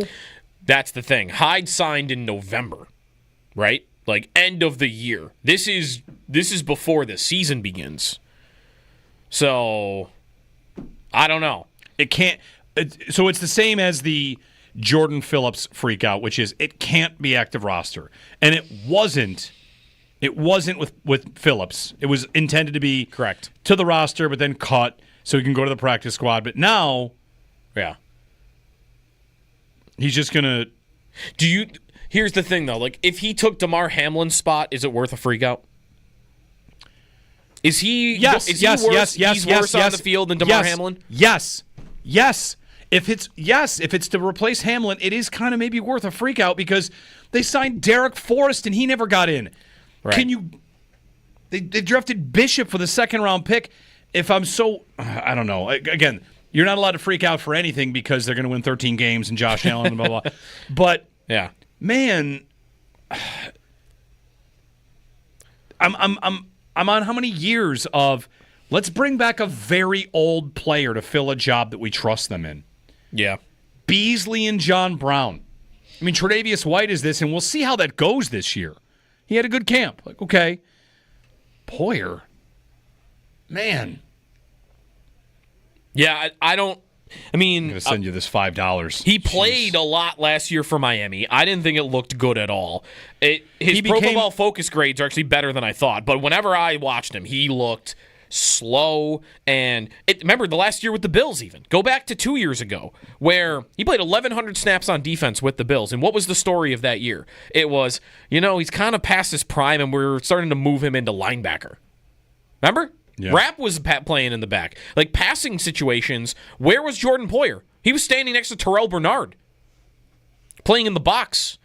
So, and maybe you could do that with him. I don't know. Like, it's not... I don't think it's the end of the world. No. I don't really think he's going to play. That's part of it for me. If he has a pathway to be out there on the field, then I'm thinking, man, this is just a sign that you think your safety room's in bad shape. And that's my bigger concern, is they felt they needed this person in their room. DeMar Hamlin might have the leadership stuff down. DeMar Hamlin's been here for 5 years now. And I watch him out there at practice at St. John Fisher. He's out there coaching up the young guys, and he's in constant communication with the defensive backs coach, and he looks like a leader out there. So, did you need that part of it? Because I feel like you already had that in Hamlin. And even Cam Lewis, if you want it. He's been here for 5 years, too. So maybe that was part of the equation. My biggest concern would be they felt they needed Jordan Poyer, and that's a bad sign for what they think of their safeties. Which Sean McDermott spoke to a week ago. He said we're looking for that guy to play next to Taylor Rapp. So he kind of put voice to, like, we're not really satisfied right now with that position. 803-0550. We'll get some reaction on this. And they're signing two safeties. We only know half the story here. We don't know if it's active. No, we don't know if it's active, but... Mike in Rochester. Hey, Mike. Hey, I called in. You said the same thing. I think this is just like Micah Hyde. He's going to be on the practice squad. He's going to be Cole Bishop's mentor out on the field to help him catch up. he's hopefully going to get a ring and get rewarded for all the time he's given to Buffalo. But I don't think it's a freak out. I think it's just the way you use the practice squad nowadays for guys like this. So no big deal. Yeah, I mean, could they just hire a coach? You want him to be a coach? Be a coach. Yeah, hire him as a coach. Save the practice squad spot for somebody that. I mean, I wonder if it is practice squad. I mean, Jordan Schultz just followed up. Jordan Poyer wanted to return to Buffalo with the opportunity to finish his career in the place he loves. Like, doesn't that kind of sound like Poyer called the Bills and said, like, you got a spot in the practice squad for me? Like, I want to do it. I want to just do one more year wherever, just be around, and, like, I want to do it here. Maybe. That might be right. Because that sounds a little different than the Bills sought him out and, like, hey, if Schultz had followed up and said, Bills felt they needed another veteran presence and leader in the room, like, this sounds more like Poyer was the one maybe pushing for it. But isn't he going to be... Which is what he sounded like a month ago. But he's going to be elevated and he's going to play. Micah Hyde was never going to play. I don't know that you think he's going to spend a full year back where it began. Yeah, is he Kareem Jackson? Kareem Jackson was a 36-year-old safety the Bills on the practice squad all last year, and he played like 5 snaps. Maybe that's what Poyer is. He's not, your emergency play in case of emergency safety. He's just the guy who's going to hang out. See what Sal can find out for us. We're going to call Sal. Kind of instant reaction kind of situation. All right. Joe won $5 from all of us. That's the real win here. It's huge. Since we started this game, Rasul Douglas and Jordan Poyer have both signed. Not with in different places. Yeah, right. Douglas went to Miami. Is 21 available, by the way? I mean, I don't even know if he'll put on a jersey this year. You would bet he plays this year? Would you bet he starts one game this year? I just want to say some version of who wants to poke holes on the idea like Jordan Poyer's leadership would be important. 21 is available, by the way. But like you said, Hamlin's been here forever. That's my thing. Yeah. The system has been here forever. Cam Lewis has been here forever. Right. Everybody's been here forever. This is Rapp's third season. It's not like he's new. You're telling me you need another voice in the room to get through to Cole Bishop? How many roster spots and practice squad spots do you need to bring in the room for that? Let's get Jaquan Johnson because he was in the Dean Marlowe. Should he be there to help Cole? Again, I'm like overstating this. I don't think this is, or maybe it is. People are going to already try to sell me on the idea that all of this is to try to get Cole Bishop ready. Another voice? Not a player, but just a guy in the room who's never going to play on your practice squad. If we even know that he's on the practice squad. No, we don't know that yet. Right. That's what I mean. We don't know that yet. I'm not convinced it's just practice squad. I would think right now, I would total guess. He played in the league last year and was healthy. That's right. Yeah, he started like the whole year. He started the whole year, so like this is not... But he was still available on August 27th and hadn't signed with anybody. So is Rasul Douglas. So is Gabe Davis. True, and they're going to play. Yes. Like, I would tell you right now, my total guess would be Sam Franklin, who they signed overnight, reportedly, is more likely to be active roster than Poyer. Because that guy's going to play special teams. Right. Like, that to me is more likely to be a guy that's getting a jersey So on I've already got a guy that's on special teams, but also a safety, potentially. Yep. In the practice squad. I'm going to add another one to the practice squad for leadership. It's a lot of safeties, right? I know. I wonder if someone is going. Because that is, what is that? That's 5 safeties. If you were, let's include Cam Lewis just for part of this, because he can play safety. He has done it. That's Cole Bishop, Taylor Rapp, DeMar Hamlin, Jordan Hancock, and Cam Lewis. I'm signing, I keep wanting to say Sam Franklin, and then Jordan Poyer. 7 safeties between the active roster and the practice squad. Maybe that's... I don't know if that's normal. That feels like a lot of guys. I don't know. I wonder what the odds are that someone's going. I like to think I don't overreact to a lot of things. Sometimes they just catch me by surprise. It's just Jordan Phillips. It's context. It's Jordan Phillips, Gabe Davis for a visit, Jordan Poyer coming back. Like... How many times you want to put the band back together? You're waiting for the transition. You're waiting for the new guys to come through. You're waiting for this. And like the Ogunjobi signing has not gone well because of the suspension, and people thought he might get cut anyway, but if he does, it's a big cap hit. Elijah Moore, I don't know if he's last man on the roster. I don't know. I think like are you seeing a couple years of missing on picks come home to roost? What is it that it could? I guess it could also be normal. I'm still processing it, I guess. You tell me practice squad and I'll say, okay. I guess. But if he starts at some point. If he starts, then that's tough.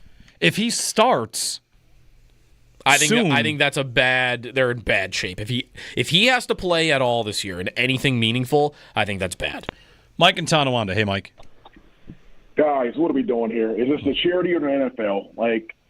Jordan Poyer asked to come back, so we just fill up a practice squad. He asked to come back. This is a business. We're filling the practice squad or right at the roster with guys who are washed up, we didn't win squat with when they were here.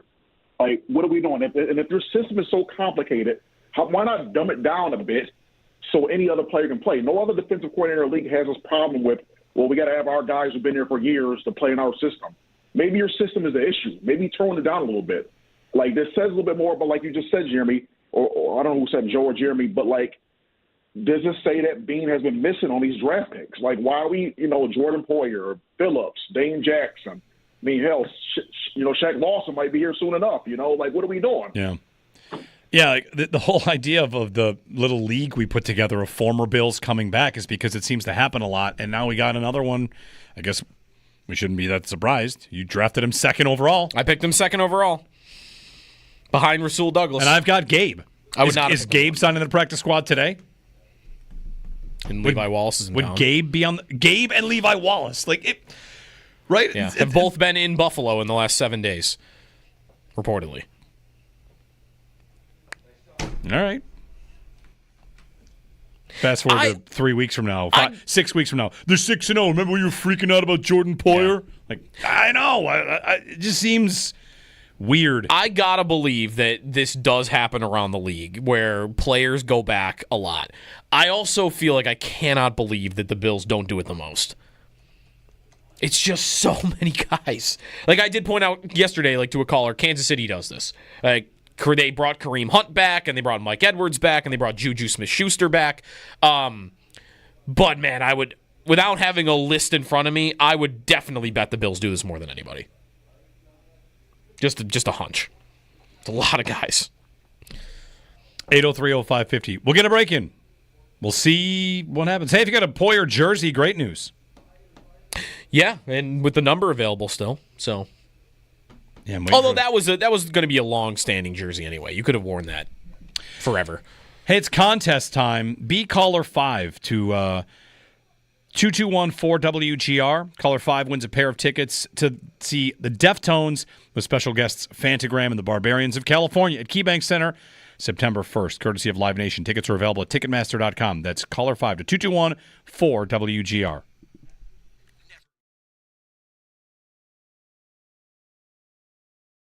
Sal Capaccio on the Western Hotline. Sal, let's talk about the big picture. You pretty much nailed the 53-man roster. It's one small... on a technicality, right? You didn't get it perfect. I want to say no surprises, really. Again, it is initial. No. But, when you look at the whole thing, why you picked it the way you did and why you think the Bills kind of lined up with what you were thinking, I guess. Yeah, and as I always say this to everybody, my job is to tell you what the Buffalo Bills are thinking or are going to do from my perspective, from watching them. And it's not what Sal Capaccio would do. Who cares, right? I'm just another guy that could have an opinion because we have a lot of people like that. My job is to say, here's what I think the Bills are going to do. And this roster, to me, was kind of really taking shape weeks ago, guys, to be quite honest. We did an Always Game Day in Buffalo podcast last night, live reaction, Hard Knocks, 53-man roster. And I said this to Matt Bove, and he'd agreed. I said, listen, you could have asked me probably 2 weeks ago, and I would have got really close to the roster. And I think a lot of people would have, because I do think that this roster, there weren't a lot of questions, to be quite honest. What were the questions at the end of the day? Does Tyrell Shavers make it? Does Jimmy Charlo make it? First of all, never thought Jimmy Charlo would make the 53. Great story. Glad he's on the practice squad. Perfect practice squad candidate. He's going to help your offense prepare because he's going to do everything on defense possible to act like he's supposed to as a Baltimore Raven week 1 and Jet week 2 and all that, right? That's what a practice squad guy does. And I do think, and I felt for a couple of weeks, that Tyrell Shavers had done enough to make the team, and then Saturday night clinched it for me in Tampa. That really was the only question. There were a couple of questions about, what happens at O-line? Do they keep 9? Because if they want to keep 10, how do you do that? Well, we know now. because Tylan Grable's on IR. They kept 9. They have a 10th that went on IR. And then maybe a little bit on the D-line. So when you ask me, Jeremy, like, you know, how and why I thought the way I did that was so accurate, I would say I don't think it was that difficult as of like a couple weeks ago. This roster was really taking shape by then based on what you saw at practice and how they were treating things. To become that, but it doesn't have to happen. On the receiver, I posted this at Twitter. You can vote in this Twitter poll if you'd like. After all that, how's everybody feel about the receiver group? You have 6. They've added 3 receivers that were not on the team last year. Josh Palmer, Elijah Moore, and Shavers making the roster. Like, sure, he was on the practice squad, but they have another body. So they've added 3 receivers. I'm counting Shavers for this. Yeah. How do you feel about the receivers group? Your options at Twitter. Great, fine, because Josh, obviously, it's rough, or you can also vote, why are we talking wide receiver if you want to. So how do you feel about it? I feel fine because of Josh, mostly. It's hard not to vote fine because of Josh. Fine because of Josh. I do feel fine in general. Like, even separate from Josh. Like, I don't think they have a top... Mike Clay ranked all the position groups in the league the other day, and he had the Bills 22nd at wide receiver. Like, I think it's about fair for them. Like, yeah, I don't think they're the worst group in the league. I don't think they're also near the top. They're probably a little bit below average as an overall group. I don't think the tight end changes that either. No, I think not for me. if you go skill positions, wide receiver, tight end, they probably rank 20th. Right. There is no... Oh, but you guys forgot about Dalton Kincaid. Yeah. Oh, really? I forgot about a tight end who had 400 yards last season and 2 touchdowns? Like, no, I didn't. Right, like, he's going to have to prove that. If he proves it in a year, you could say that. I do think if you include running backs, you drift up to maybe, top half of the league. Because the Bills use their backs and use them well. So that's right. If you're ranking just receivers, just tight ends, just backs, like any combination of them, I think the best you can get to is about... a little above average as an entire group, and of course, Allen takes them, much higher. But there is nobody on this receiving core that I think a defensive coordinator should be afraid of right now. Not yet. Nobody. I mean, you would like to believe that Coleman could develop into that, or that Palmer can be a difference maker compared to what he was with the Chargers. So there's potential for someone to become that, but it doesn't have to happen.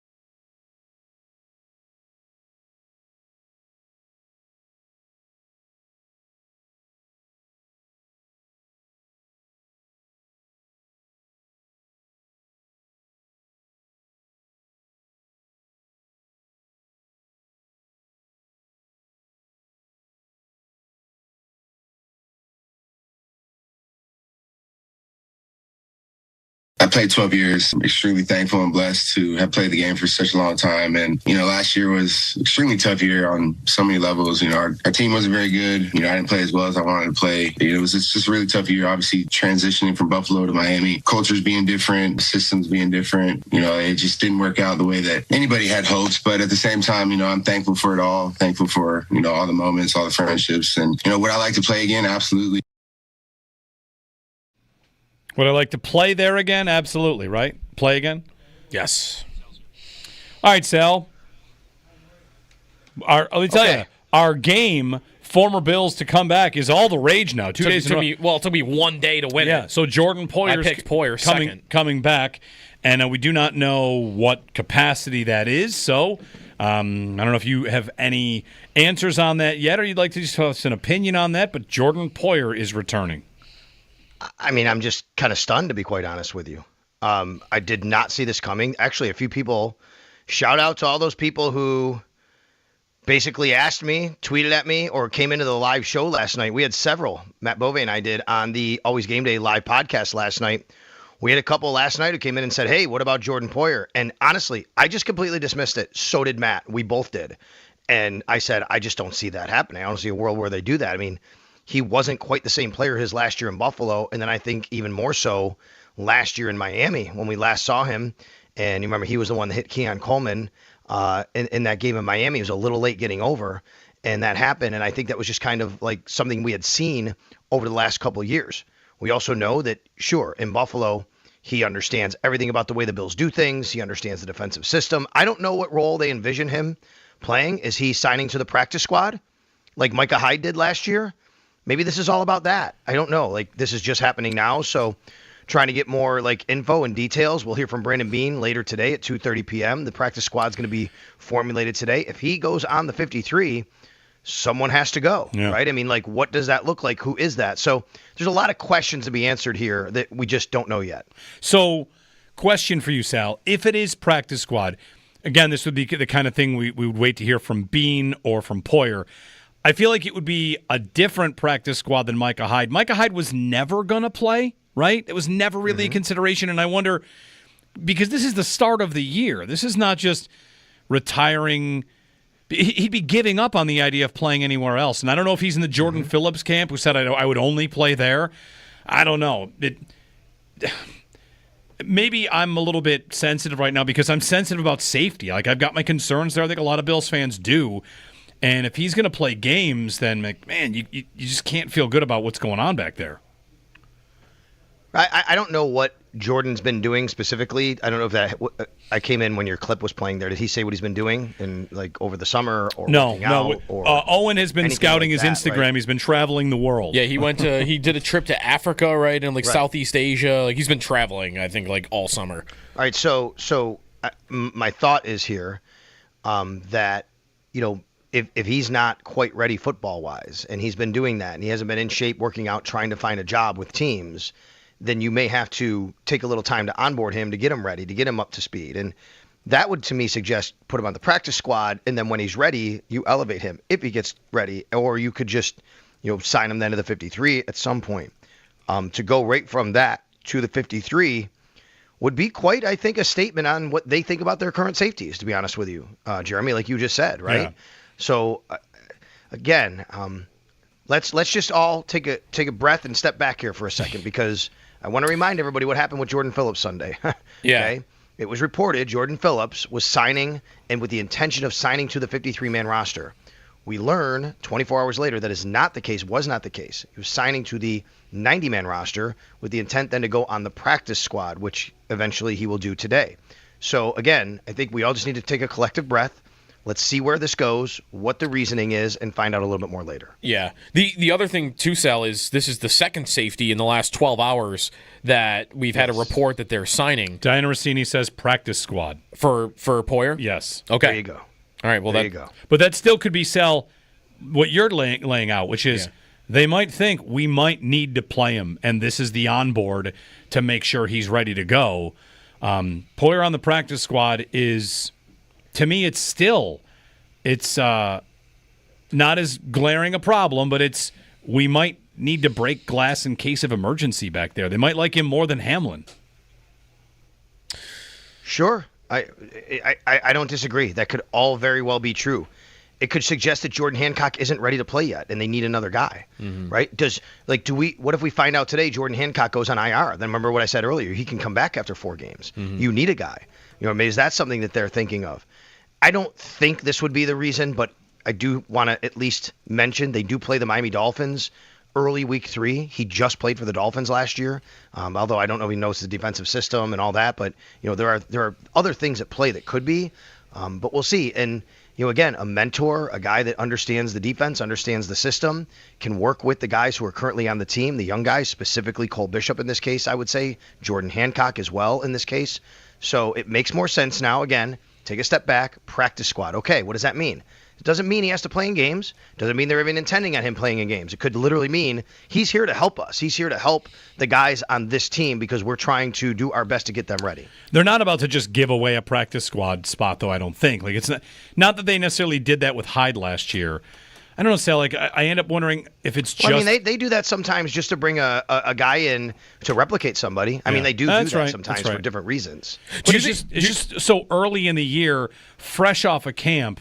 Like you would have a whole bevy of ideas on who you could bring back, and if it's just Poyer instead, I don't know. We'll have to hear what Bean has to say. I'll stop speculating about it, but I would anticipate that it is if we need him, he'll play. He wants to play. Well, also, I don't know what's common, Sal, like for how many at each position you carry on a practice squad. What I was getting to with Franklin, who they reportedly might sign, that was a report from overnight, is if Poyer on the practice squad now makes Franklin on the active roster more likely, and if that replaces somebody that's on the active roster. Could be. I mean, there's a lot of moving parts today, guys. We could find out they claim somebody else today that we have no idea, right? I mean, so there's a lot of moving parts today. But there are 17 guys in the practice squad. There's no longer 9 guys, right? I mean, they get 17. So, you say, well, a practice squad spot. Some teams use 2 quarterbacks in a practice squad. Like the Bills, I don't think they're going to do that. So I wouldn't just say that every practice squad is valuable. There's no doubt about that. But there are a lot of different reasons why you bring different guys onto a practice squad. Yeah, I guess I'm just trying to get to it feels like he could be a long way away from being on the field for this team, because if they're signing this other guy, and you've spoke about Cam Lewis's versatility to play safety, and he's done it, and Hancock's versatility to play safety. I mean, there's 7 safeties now that we're talking about, and he might be at the end of the list. For sure. It is a guy, and as Matt Bove just tweeted, I agree. Bringing back veterans who know the defense to teach young guys makes more sense than obviously just bringing them in on 53. So, again, I just want to reiterate, today's a day that we have to kind of take a step back. Let's see how things develop. Let's see what it is at the end of the day. If he's on the practice squad, then great. That doesn't mean he has to play. It doesn't mean that the intention is to play. It could be. I mean, like you said, maybe break glass in case of emergency. Yeah. Jordan Poyer said in whether that clip or another clip, he'd love to retire a Buffalo Bill. This is a chance for him to do that. There might be motivation there too, which is, hey, you know what, guys? I'll come in. I just want to show up every day to that building. I love my time in Buffalo. I want to help teach the younger guys. Maybe I never play in a game, but I'm there and I can retire a Buffalo Bill. That could be the case. Mm-hmm. Thanks, Sal. Thanks for checking in a second time with us. All right, you got it. All right, we'll keep you posted on what's going on with Poyer. The thing about this, I've got a person in the YouTube chat making a good point, I think, which is you should have brought him in months ago if it was going to help bring Cole Bishop up to speed. Well, he was traveling. Right. He wanted to skip camp. He's a veteran, but I could have used him for the last 3-4 months. And you don't need a practice squad. You just bring him on the roster if you wanted that. But I don't know. It is interesting. I think, right, we are time is a flat circle. We're doing it again. It's the same as the Jordan Phillips situation, which is, and by the way, Gabe Davis would be the same too. These are the 3 positions we are the most worried about. Are they not? It's safety, defensive tackle, and receiver. And when they bring in a player, even if you are happy with their receivers, the idea they would bring in Gabe Davis, this is before Shavers and Samuel and Moore are all on the roster on the initial 53. They bring in Gabe, and I think, you're not going to do something. It's not that bad over there, is it? Where you'd actually bring back Gabe? And then they have not done that yet. Same with Jordan Phillips. What? You're bringing him back? Who's getting cut for this guy? Jordan Phillips going to beat out Dwayne Carter? No, actually, that's not going to happen. And here's Poyer now, where it's, what? Safety too? So, yeah. They've got their holes. This roster is good. There's no doubt about that. Very good roster. A lot of really good strengths, but these weaknesses, I guess, this is life in the pressure cooker when we're all thinking I don't want this one thing to be what derails it. And when these throwback signings come, I get a little triggered. What? You can't be that worried about safety? Yeah. By the way, the trip that he took was in the Brazilian rainforest. Is where he went, for those that are wondering. Good. He posted about it on Instagram the other day. 803-0550, our phone number. 1-888-550-2550. Derek in Cape Cod. Hey, Derek. Hey, guys.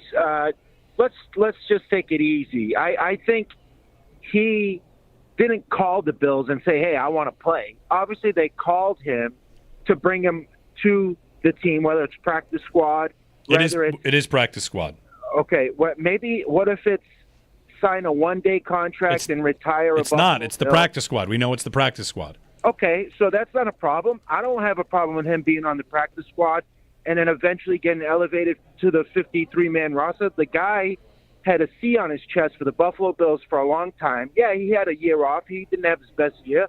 But we're thinking Trey White's going to come back and be a good second corner. Why don't we think Jordan Poyer could do that? Again, he's had a C on his chest. He's respected in the locker room.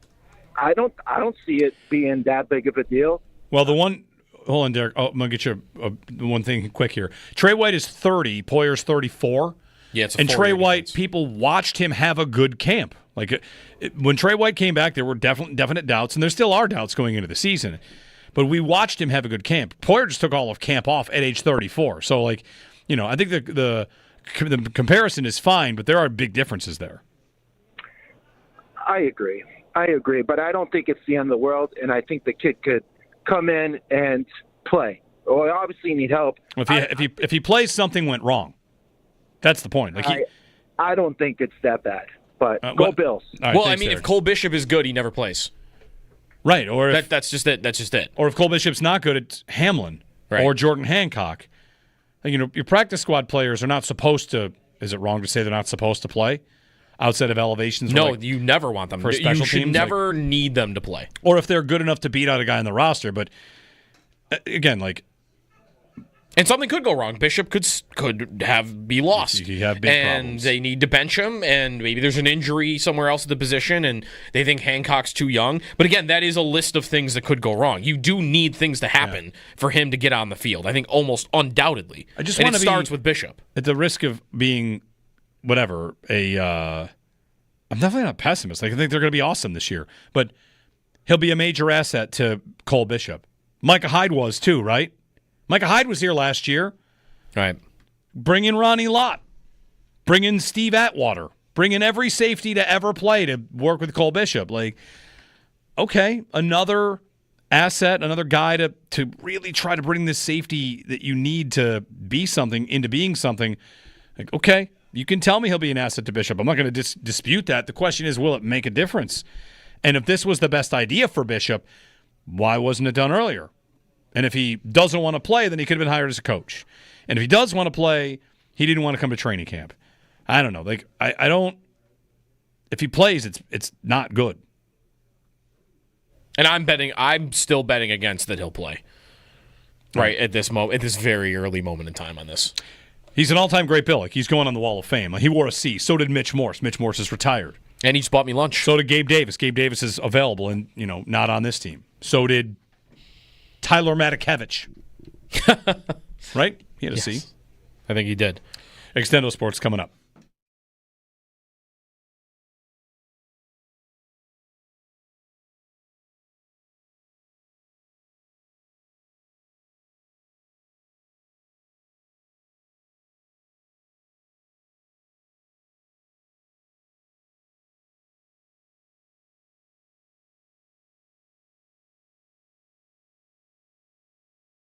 Diana Rossini says practice squad. For Poyer? Yes. Okay. There you go.